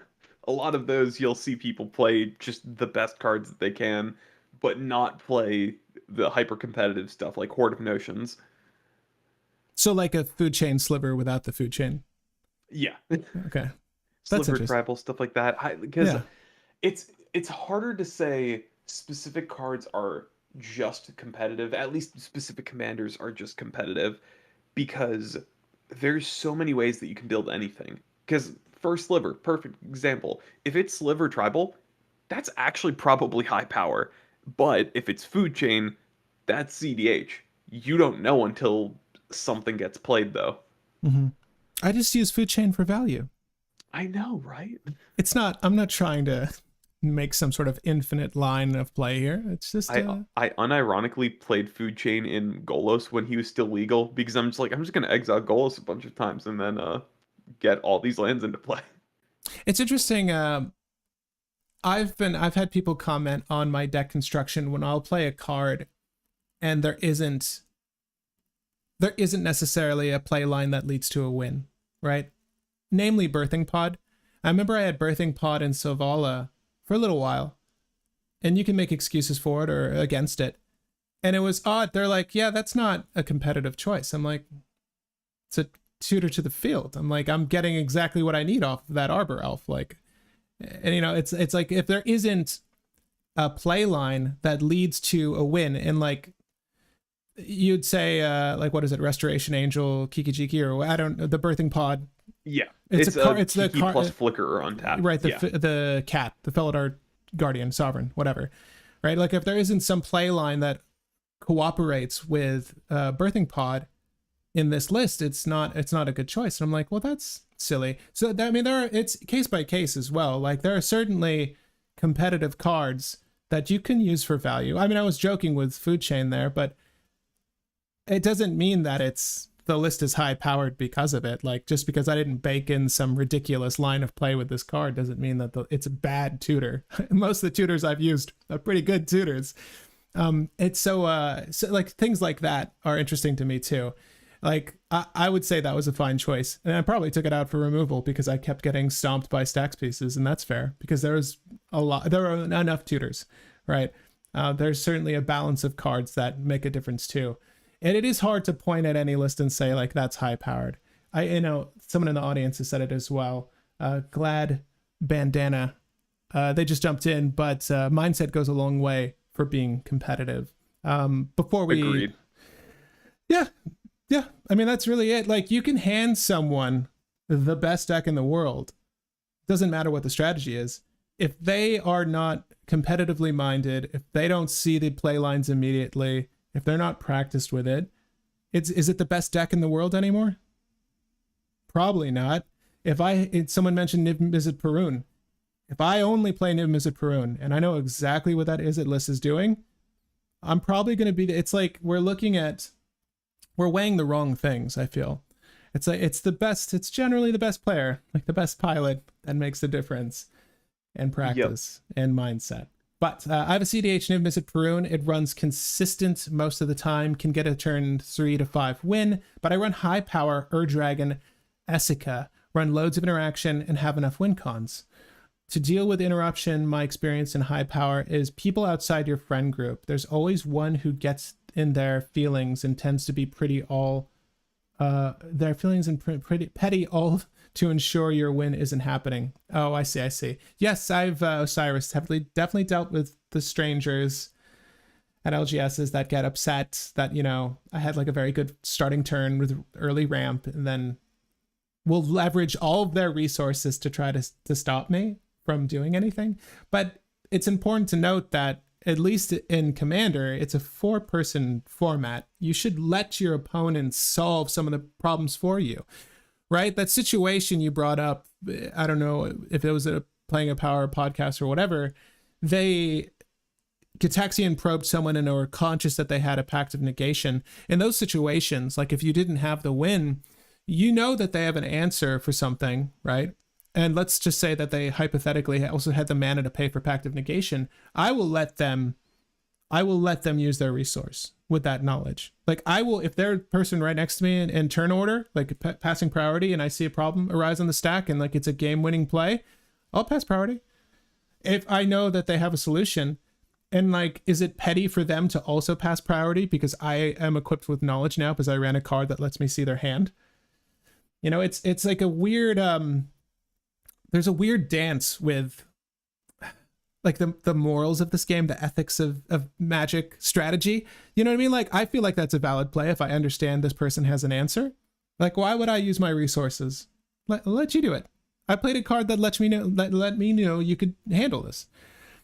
So, you know, that's funny. Like, I don't know. You can point at me and say I'm a bad person for doing that. Feel free to. I've played cards in what was it?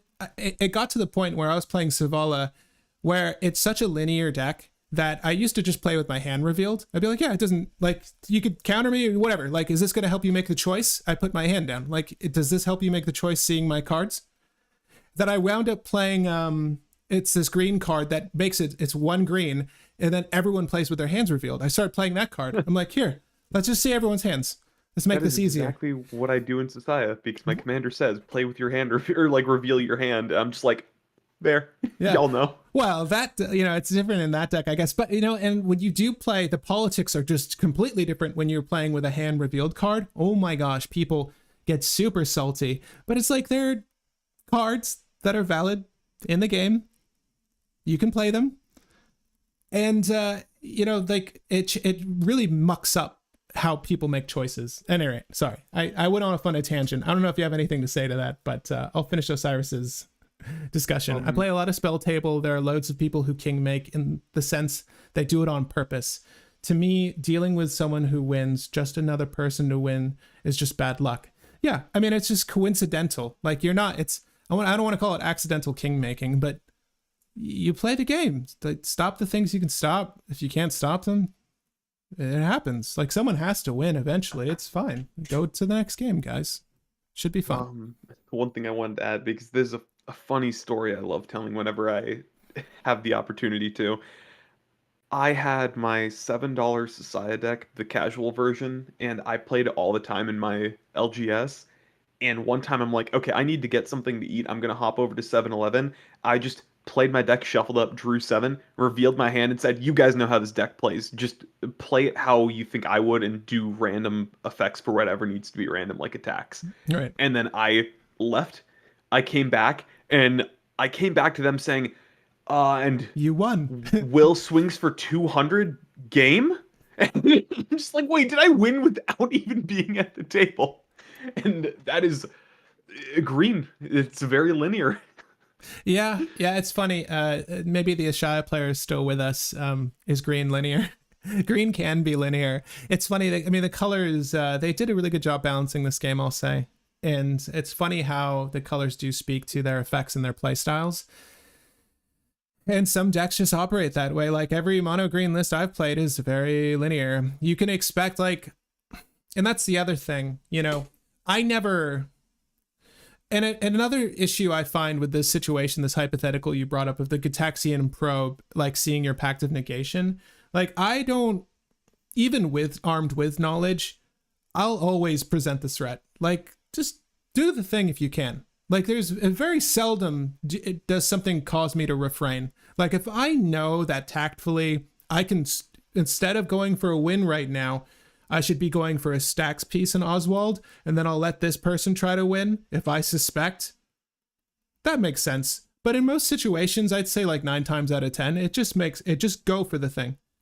And in most of the pots I've played, sadly, like it's a lot of greedier decks. So my Oswald list, like I'll play greedy. Like if we're gonna play greedy, like I'll mull to the hand that is the greediest thing ever, and I'll just play that way too. Like, and if I have to, fine, I'll dig for a stacks piece and stop We're playing greedy. I'm going to outgreed all of you mothers. Yeah, sometimes that's the name of the game. You're like, okay, well, I guess I'm gonna mull the hand that has removal because we're not, like, you guys aren't gonna care. Like, no one here is gonna care, like they should. So forget it. Like I'll play the solitary greedy game. Fine.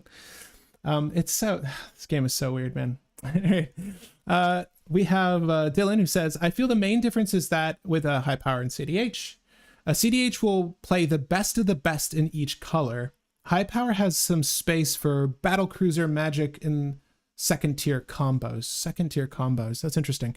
Yeah, that's like 3 to 4 card combos, probably stuff like that. Instead of the easy 2 card combos. I mean, yeah. I would consider Hanger, Scrounger, Seeker of Skybreak second tier without haste enabling, right? I think it's, but it's a 2 card combo by itself. You really do?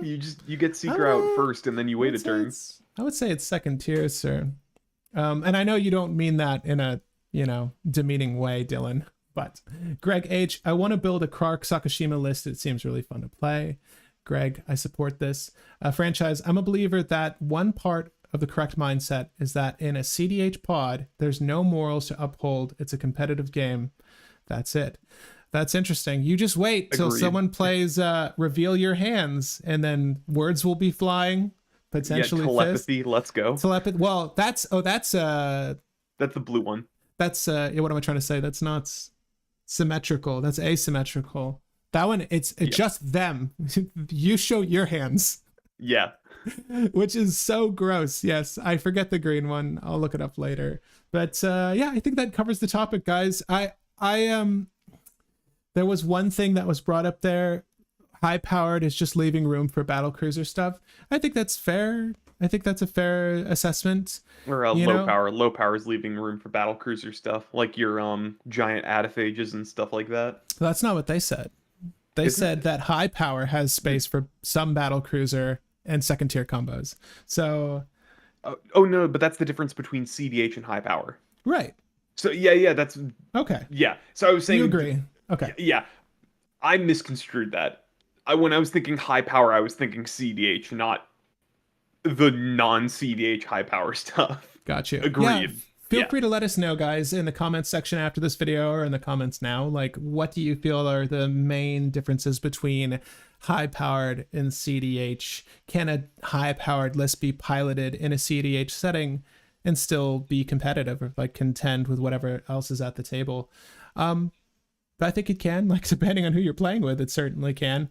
But yeah, it's more mindset and deck consistency, right? But mindset sort of applies to everything because it's the you going into the deck building and the you sitting at the table, right? Oh, and to go into what Frostdowson said really quick with Kark Sakashima being hard to play and the most updated version of the list, I love that it runs stickers and attractions too. That is just hilarious.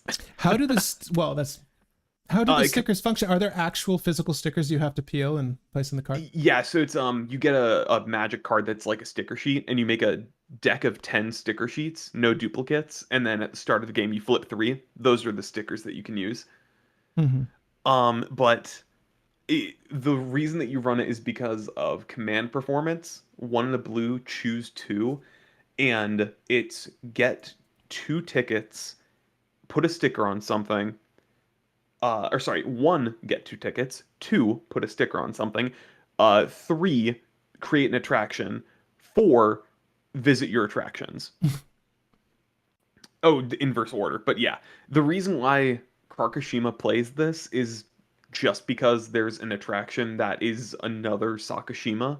So you turn every creature you control into a Kark with a no legend rule. And that's why they play it. And people just said, well, we have this, might as well add stickers. So they put in the stickers just because why not? That's dope. Yeah, it's I've funny. not seen that list, but I've not played anyone against anyone with stickers. Like I'm assuming there's like a you do something else to represent the stickers on cards.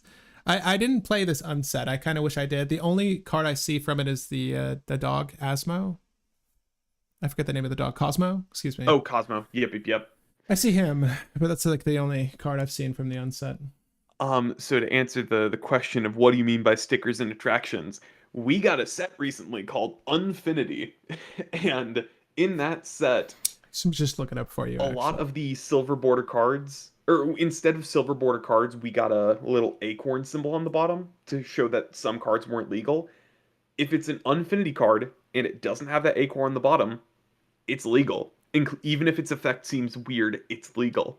So, so weird. stickers are a mechanic where you can get tickets, and then when you have an effect that says put a sticker on something, you can pay tickets to put a sticker on a card. And a sticker could be one of four things. It could be a name, so you can change the name of a card from like Jace Wielder of Mystery to Jace Wielder of Fluffy Mystery. It could be an art card, so you could just put a acorn on Jace's face, and some effects say do blah blah blah for every sticker or for every name sticker on a card or every art sticker on a card. Or you can pay tickets and put an ability sticker on a creature, which could be like persist or when this deals combat damage, draw a card. And those would be like 3 tickets a piece for those kind of effects. Stronger abilities cost more, weaker abilities cost less. And then you have stat stickers, which let you replace a creature's stickers with whatever stats. So you can make your Ornithopter into a 10/10 for six So stickers or so six what is tickets. the rule of thumb like when you're playing stickers? Do you like take your sweet time about applying them? Like how do the They're like they're what is it? Sticky note stickers, effectively. Like not super adhesive. They're just like sticky note put on, take off very easily. Foster says, "Put me in, coach. I will talk all day about this set." Are there still boxes? That'd be such a fun set to draft. Yeah, Yeah. I didn't get into this unset sadly, but didn't this unset have the cool shocklands we were seeing? Like, Yes, the space shocklands. We got space basics and space shocks, and those are cool.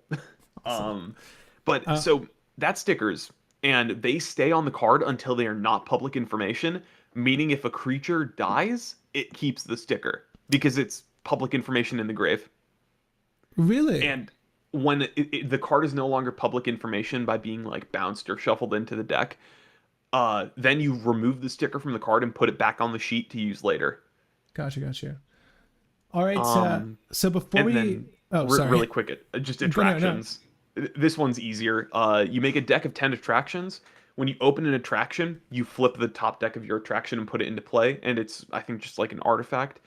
And at the beginning of your upkeep, I believe, you roll a six-sided die, and then depending on what it lands on, you activate the attractions that have that result lit up on them.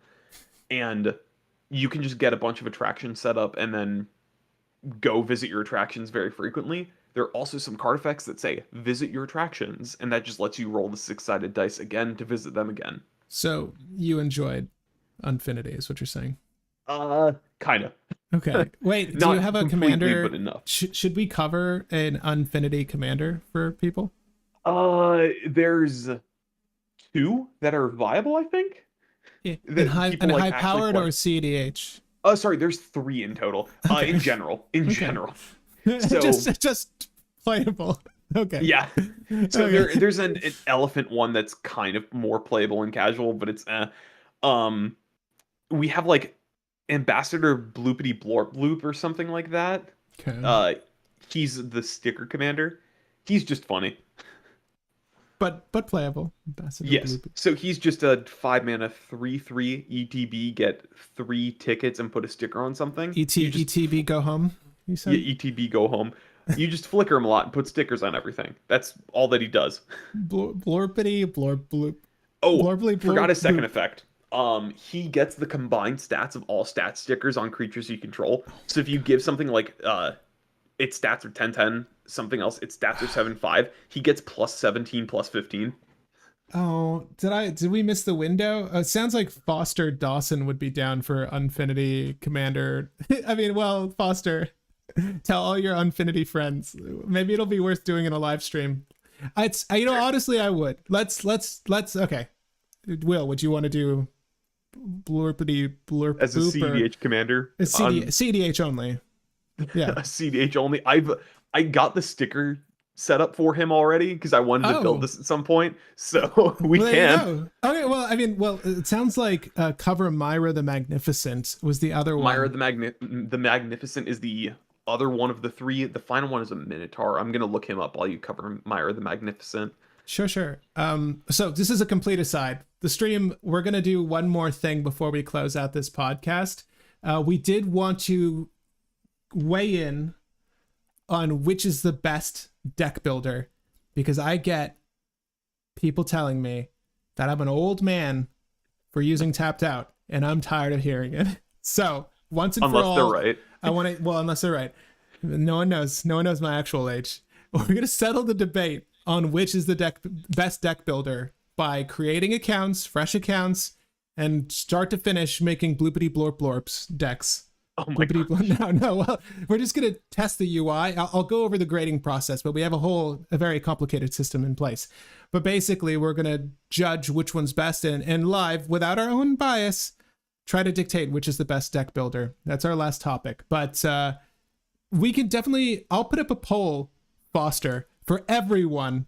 I want to put up a poll on these three legends to see which one we do. But one is Simic, and which is the other one? Rakdos. It's a Magar of the Magic Strings. I'll put those three up, and maybe it sounds like you're personally invested in the other one, but we'll see which one. Are you cool with doing any? I'm cool with any of the three. Okay. They're all cool. Okay, cool. So last topic, and thanks again for talking us through your thoughts and opinions on high powered versus cEDH. Really, it's just a matter of sitting down at the table, letting people know what you're intending to do. If they're new friends of yours or just new players, and just don't ruffle anyone's feathers. Try to have a good time about it. Whether you're playing competitive or casual, have a good time. That's the most important part. But which deck builder reigns supreme? In a TCG landscape ripe with deck editors, which reigns supreme? Is it the old tried and true?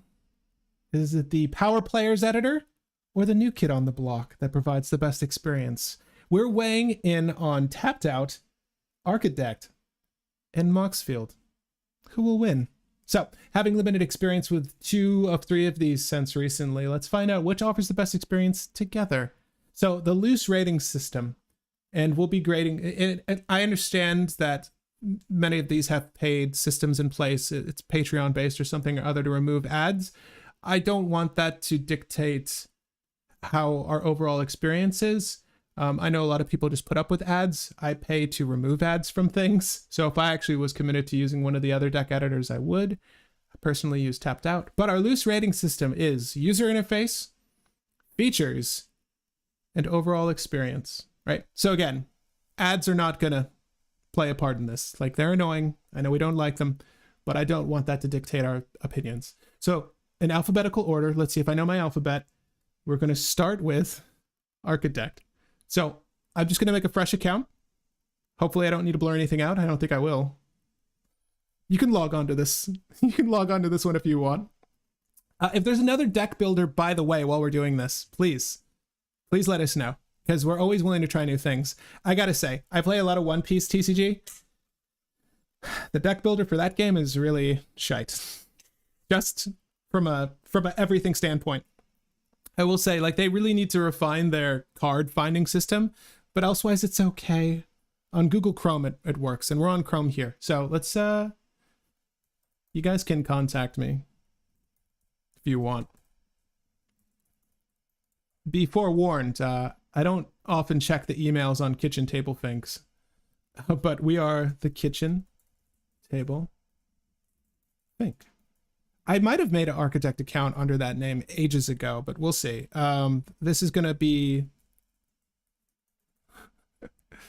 Just going to copy and paste that. Oh, nope.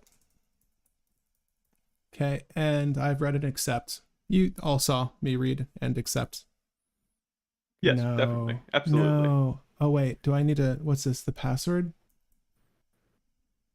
Enter a valid username? Oh. Yep. Yep. I was saying we don't like spaces.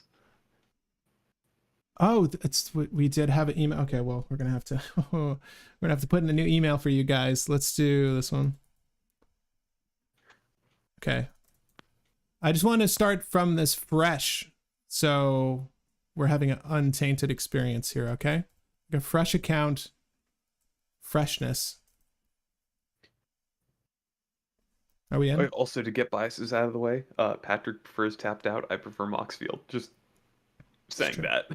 Right. So I gotta check my emails. Sorry guys, this is more involved than I thought it would be. Okay.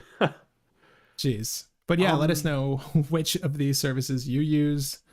Confirm. Sure. Email successful. Okay. Login. Yeah, that's it. Save. Go. Go. Go. Go. Go. Go. Go. Oh my gosh. Okay. Cool. We're in. We're in. Okay. You guys can rejoin me. All right. So we're on freshness. So what do you want to do first? You want to make our own deck, right? Yeah, like we just go through the, I'm brewing this deck for the first time. Bleepity bloop blorp bleep. Let's do something like generic that we usually have as a deck that we have. If we want, we can do $7 Sasaya. That's just a bunch of forests and a couple let's other just do cards. Sasaya on 3 servers. That might actually be a good stress test because you need to put like 82 forests in the deck, and if that isn't a comfortable thing to do for basics, then that might just be awkward.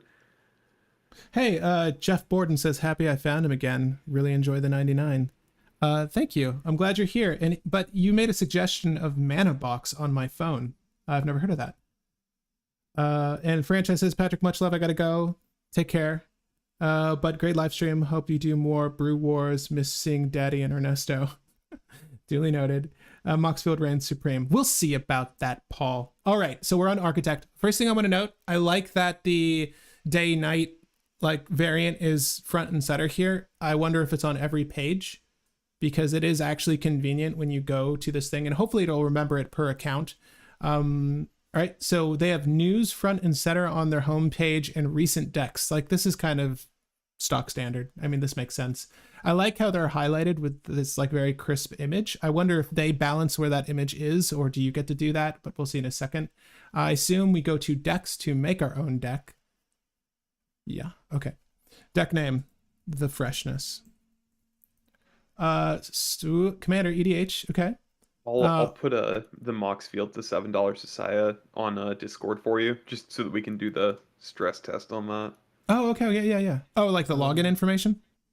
Just the deck. So it's like the cards in the deck, if we want to just kind of generally copy paste to the idea of the deck.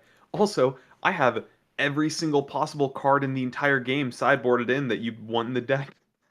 If we wanted to go that hardcore, so I could do a text import, is what you're saying. Why don't we do that? We can do whatever. We can do text import. We can do just generally inserting the cards card by card. Well, I kind of like that this is starting us off here. If we're moving from a different deck editor, this is actually mighty convenient to just have a variety of ways to do it. But pre-constructed decks, I'm just curious as to... Yeah. Is this... We can check that out.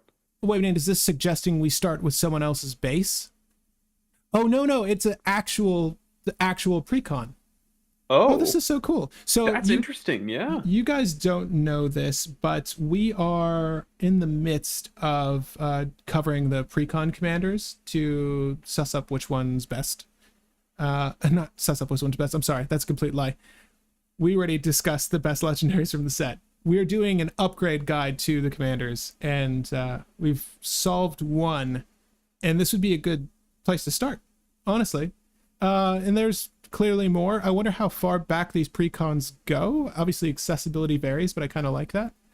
I want to do that again. So let's not do a text import. Let me just go ahead and do a search first. I don't know what's going on here. Am I looking for my commander first? I'm just looking for a card. Sasaya, yeah, right? Card search. It says card search, so. Well, I mean,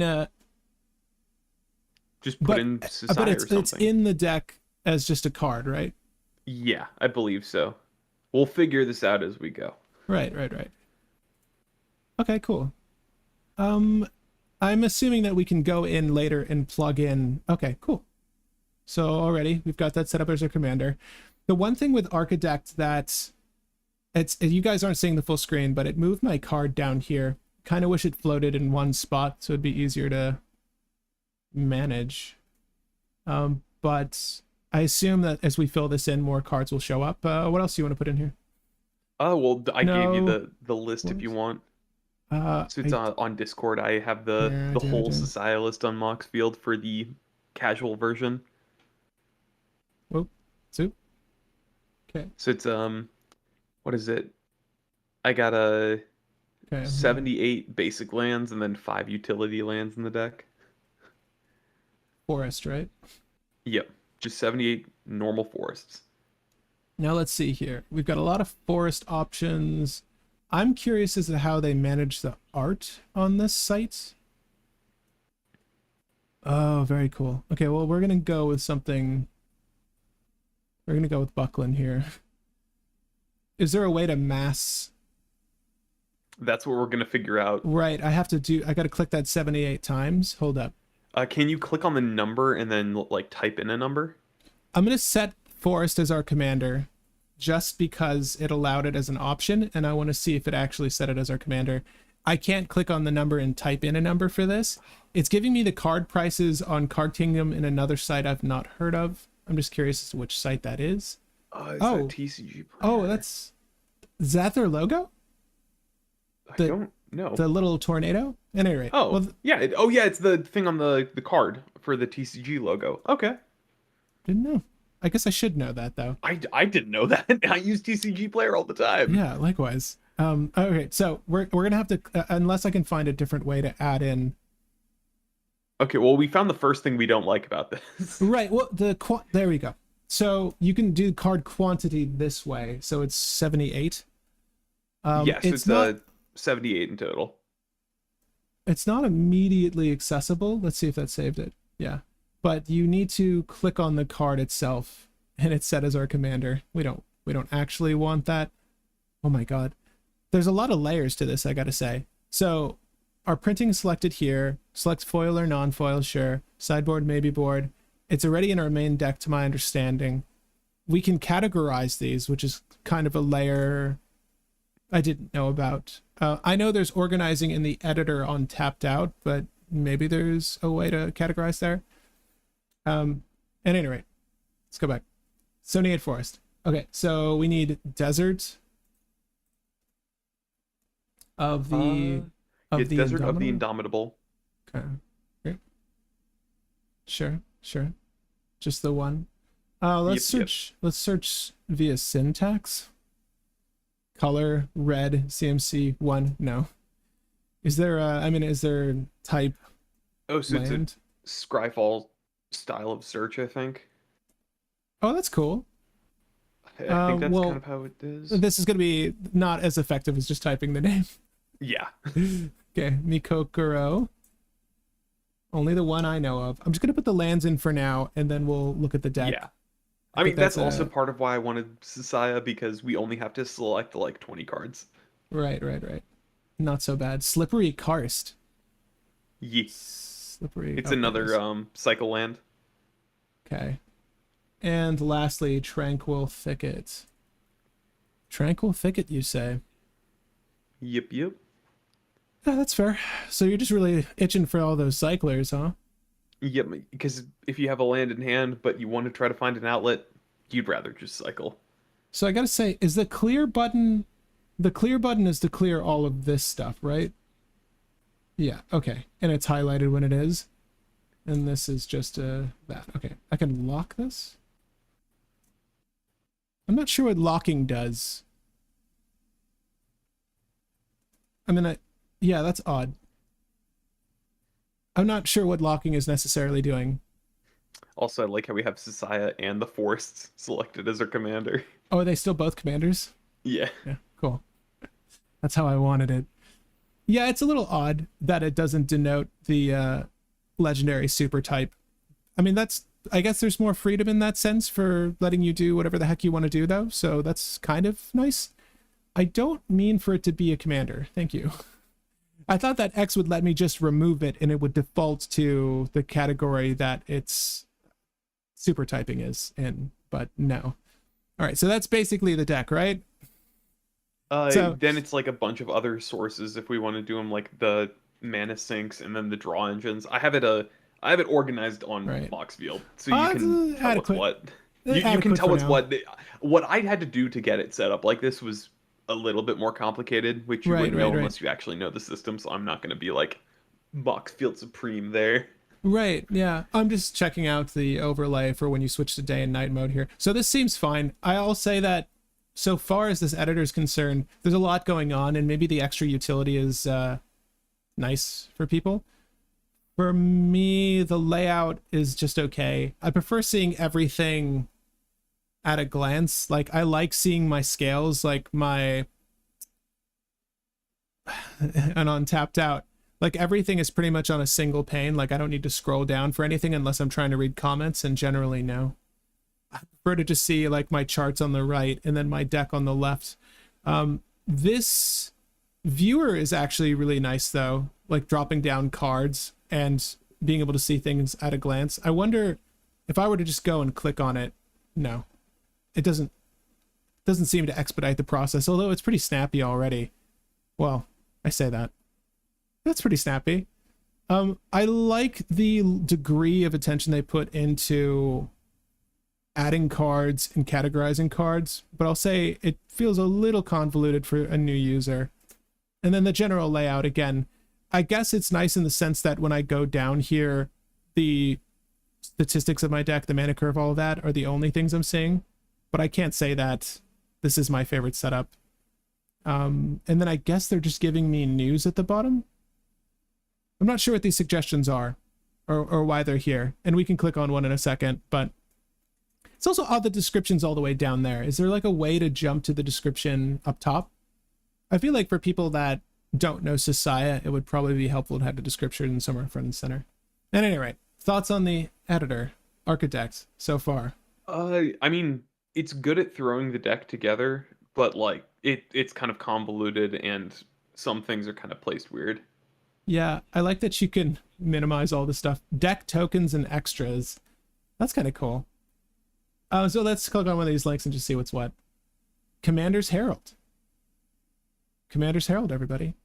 I don't know what Commander's Herald is, but they thought it was important enough to link to. Yeah, I guess that's like a separate brand for them. Maybe Commander's Herald and Architect are under the same umbrella, and that's why it's there. At any rate, I'm going to put this on the freshness scale of 5 out of 10 as like a first brush. I would say that there's certain things in the layout I would like to change. If there's ways to reorganize this layout, let me know. Like, I'm even seeing widgets at the bottom left here. You guys can't see it, but at the bottom left, it says history, import, export, copy deck, collection settings. Copy deck probably being a useful utility if you want to make a variation of this or for someone else to do. I don't know if that's there when you look at other people's decks. I might even just look at that really quick. Let's look up Sasaya decks and see if we can copy one of theirs, like a better one.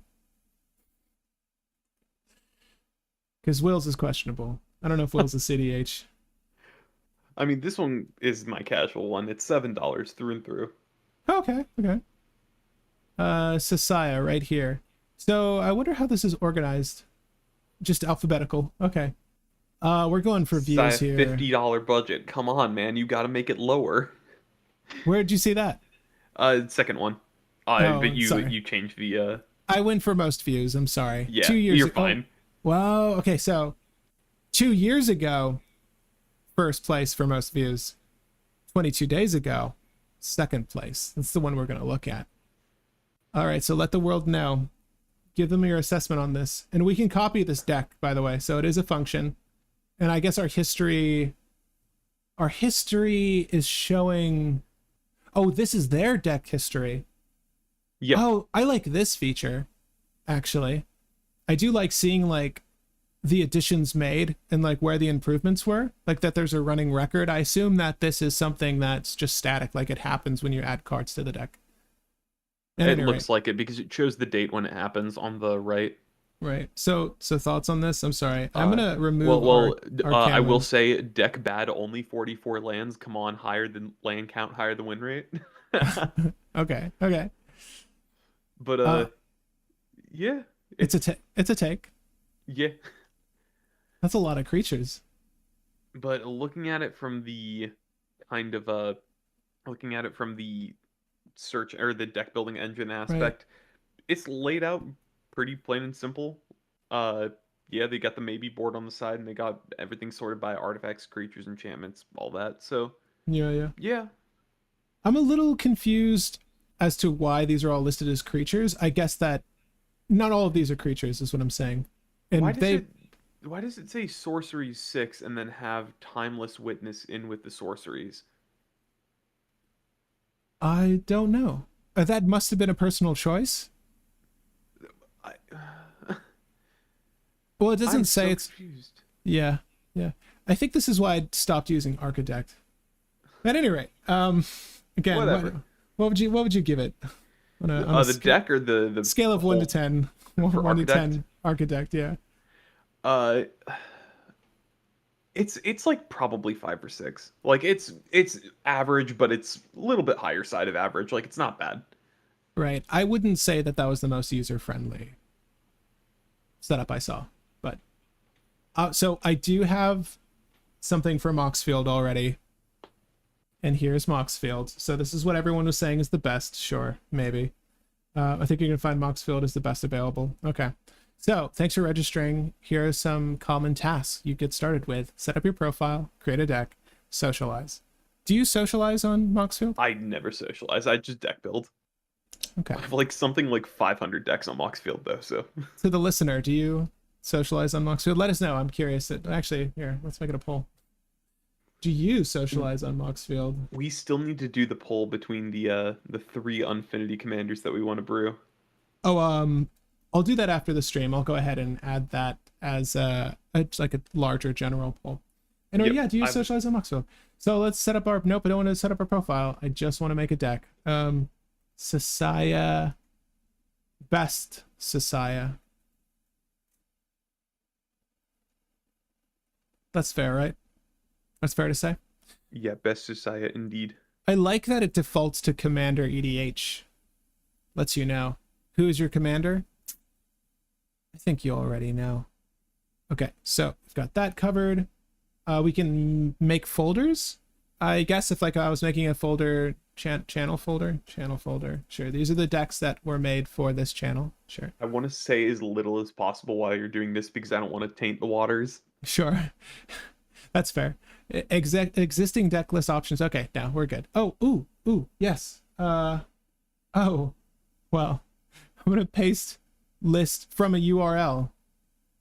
It can take it from tapped out. Okay, so I gotta say that the URL adaptation is the cleanest approach. Maybe I missed that on Architect, but if I'm trying to move my inventory of decks to a new site, I'd say that this is the cleanest approach. So let's go for it. So this is using the URL that I just put in. So it seems to have failed on that front. Am I wrong?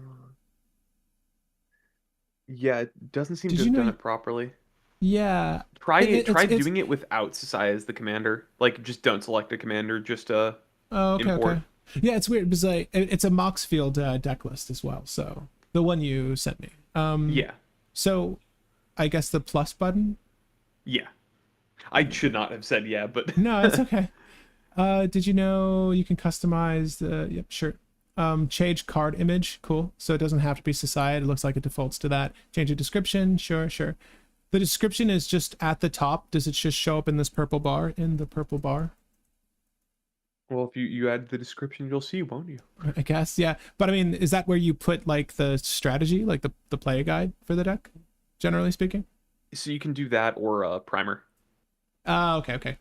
And the primer is like a separate page. Okay. Cool. Well, if you look around, you might see something for the primer. Well, maybe. Here, let me look at There's this. just like a little button on the top that says edit primer, and that's all that was referencing. let's do new deck. Okay, like you were saying from URL. Let's hopefully this does it. I imagine this will. Oh, did I not hit check last time? Maybe that's why. Better, Sasaya. Okay, there you go. Successfully found the deck. Think of the possibilities. What what happened? Yeah, I mean I did that's the same thing I just did earlier, Okay, right? we'll Let's just just say, try using a tapped out deck instead of Moxfield. Maybe that's the problem. check that we support, but I mean that's why it said successfully found the deck, Yeah. Okay, right? URL doesn't work. Oh well. Okay, well, that's nice. We tried. That's Yeah. interesting. Did you expect that, audience? I bet not. All right, well, then we're going to have to start from scratch, I guess.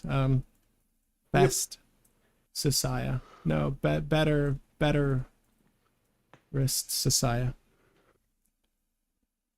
Yeah, that's kind of frustrating. That's okay, Yeah. though.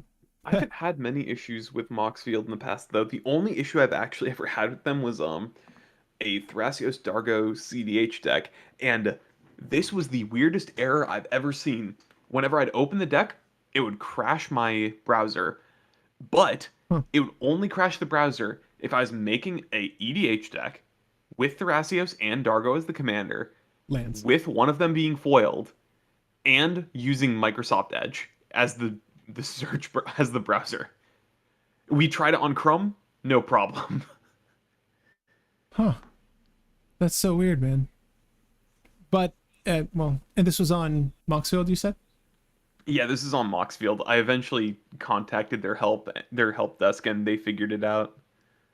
I think Alt for Mac users is Control or Option. We'll find out. Wait, Alt 1? Two for remove, one for add. Oh, hey. You might need to hover over down. No, Yeah, that's interesting. there you go. Cool. It won't let you do that there. I like a plus or minus works. I don't know. Like, do you like the hotkey up or down to get the selection? I do like Do you the actually? hotkey one or two to add and remove. I like that when you're removing specific cards for EDH because you just go over the card and you just do Alt to remove the card. I get that. I think that with time, I'll probably just get more comfortable doing it that way. But you don't need to do that too often. It's probably just adjusting basics, at least in Commander. I'm wondering in other, like, it's the same for any format deck, though, I assume. Yeah. Okay. Oh, hey. Hold up. Oh, hey, give me 1 second. I'll be right back. Let the people know how you feel about Moxfield so far. I think I have my opinion. All right. So hopefully Patrick will get used to Moxfield. I don't know. So just letting everyone know, this is what we're gonna try to do every now and then, just like a little podcast style stream. We just kind of talk. We discuss different things going on with whatever games we're playing. We're probably going to be doing other games like One Piece at some point, but for right now, we're sticking with Magic. That's what we know. That's what we already have a bunch of content for. It's going to be the majority. And Locked he's my back. fiance out. Yeah, don't worry about Oh that. no. Oh no. So she's in a great mood. Oh. That's okay. So I'm fine with it. I like that the card selector is snappy. I mean, let me just do.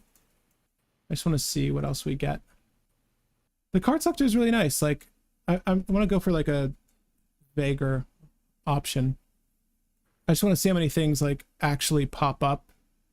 I will say, it only shows cards that are in the green identity, since you're in Commander and Society is your Commander. So it'll only show Oh, you okay. green cards. Well, that's actually mighty convenient. It doesn't really say that anywhere, but I guess Yeah. you would figure that out. But like if I put Thassa's Oracle, right? Yeah. Yeah. Okay. Cool. Oh, click here to see again without legality restriction. Sure. So if you just wanted to make an illegal, a straight Yeah. up illegal, If you're Thassa's doing Oracle. like some meme thing with friends, you can do that. This Um, is fine.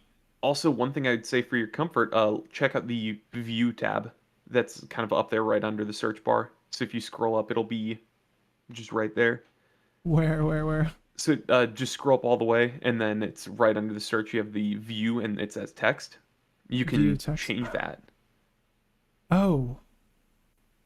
Oh, what do you keep it as? Which one do I have?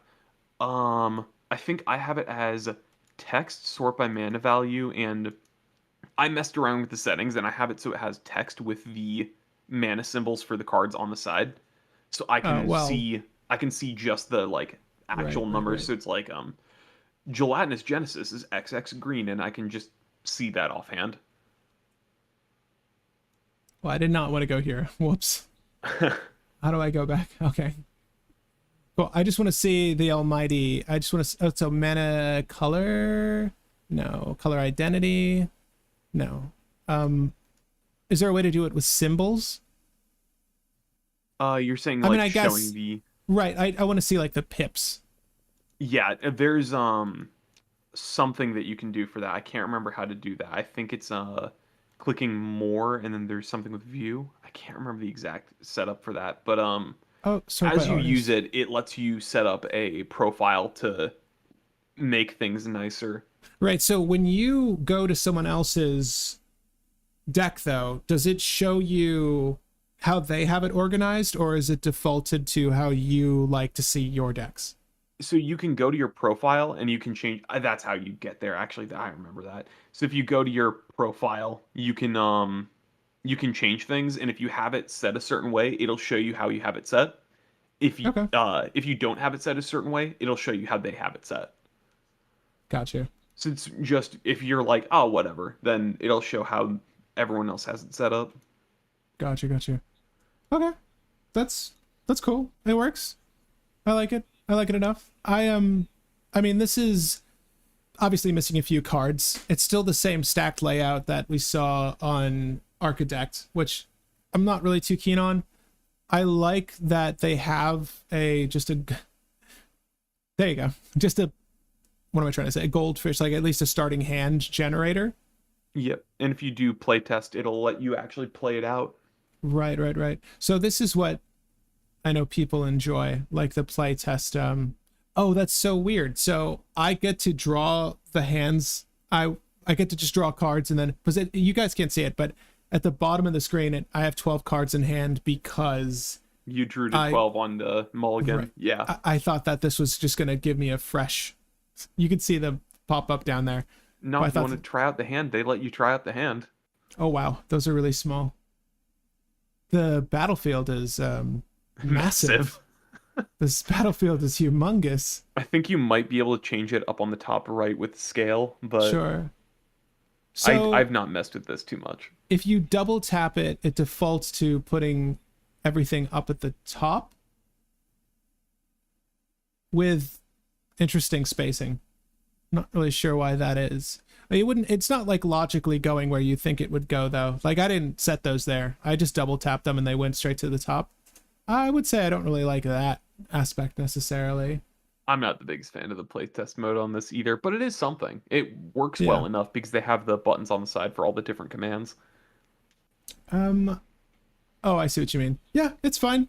I don't know. I get a lot of crap for using tapped out, so I'm curious, like what people rate this particular. I mean, I think a majority of people use Moxfield. Um, because this is probably not the most exciting thing in the world. I can just give you my opinion on this editor, and then we can go ahead and look at tapped out really quick, and I'll just point out the things I like about tapped out, I suppose. But Moxfield is fine. I remember it being a lot cleaner before for some reason. There were some elements of it that were not too dissimilar from Architect, if I'm going to be honest. Yeah, it depends on the settings that you have it set out as, but it's like a very it's pretty simple and straightforward on some things, and if you dig into it, you can customize a lot. I really do like Moxfield just because setting up a deck super straightforward, and you can do a couple things to make it nicer and easier to view. Yeah. And all the general aesthetic things are very obvious, and everything else that you'd need for like adding cards or moving cards and everything is pretty obvious on how you do that as well. So I do like Moxfield. Huh. I like that it says we found a saved game state for this deck. That's kind of cool that you can restore the previous game state.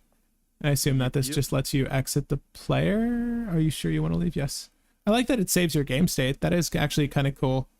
Yeah, I think this editor's fine. Also, we lost the Oh no, I took them camera off. bubbles. I took Oh, them off just to get a cleaner view of everything. Sorry about got that. it. Okay. But yeah, I mean, here's what I like about this. I like the fact that it's not as customizable for sure. Like you can organize by color and by quantity, right? I mean, that doesn't really make sense for this game, but converted mana cost, I'd say, is probably the most important thing.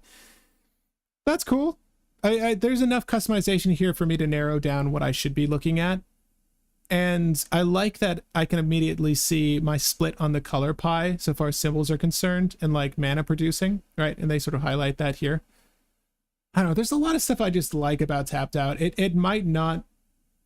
It hasn't been updated in some time, and I know it's pretty much more or less the same way it's been for the last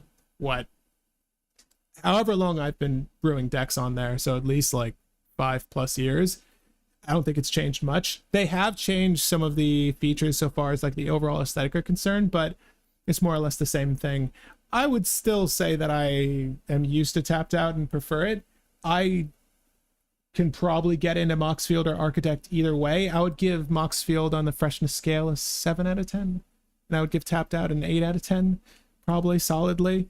I do, and for viewers' purposes, the only reason I use Tapped Out is the fact that there aren't ads. And I don't want to pay to remove ads, so it's just a really clean visual for you guys. That's the only reason I really use Tapped Out. I used to use both the other ones before, and I feel like they've changed. It's been a while since I've used them. I do find it funny that you're like, oh, you can organize like this on Tapped Out, and you can look at this detail about your deck on Tapped Out, and I'm like, it's really funny because both of those things are on Moxfield in very easy view too. Yeah, no. Like what I'm saying is there's even more to the sorting, right? Like they have view, group, and sort, and like more of a range. I never really touch those though, and I'm curious. I don't really know. I guess they're locked in too. Like on Tapped Out, if you choose color and converted mana cost, it'll stay that way, or at least it is appearing to stay that way. Yeah, with Moxfield, they have a bunch of different things you can do: type, super type, custom tags, color identity, mana value, blah blah blah blah blah blah blah. You can even do artist.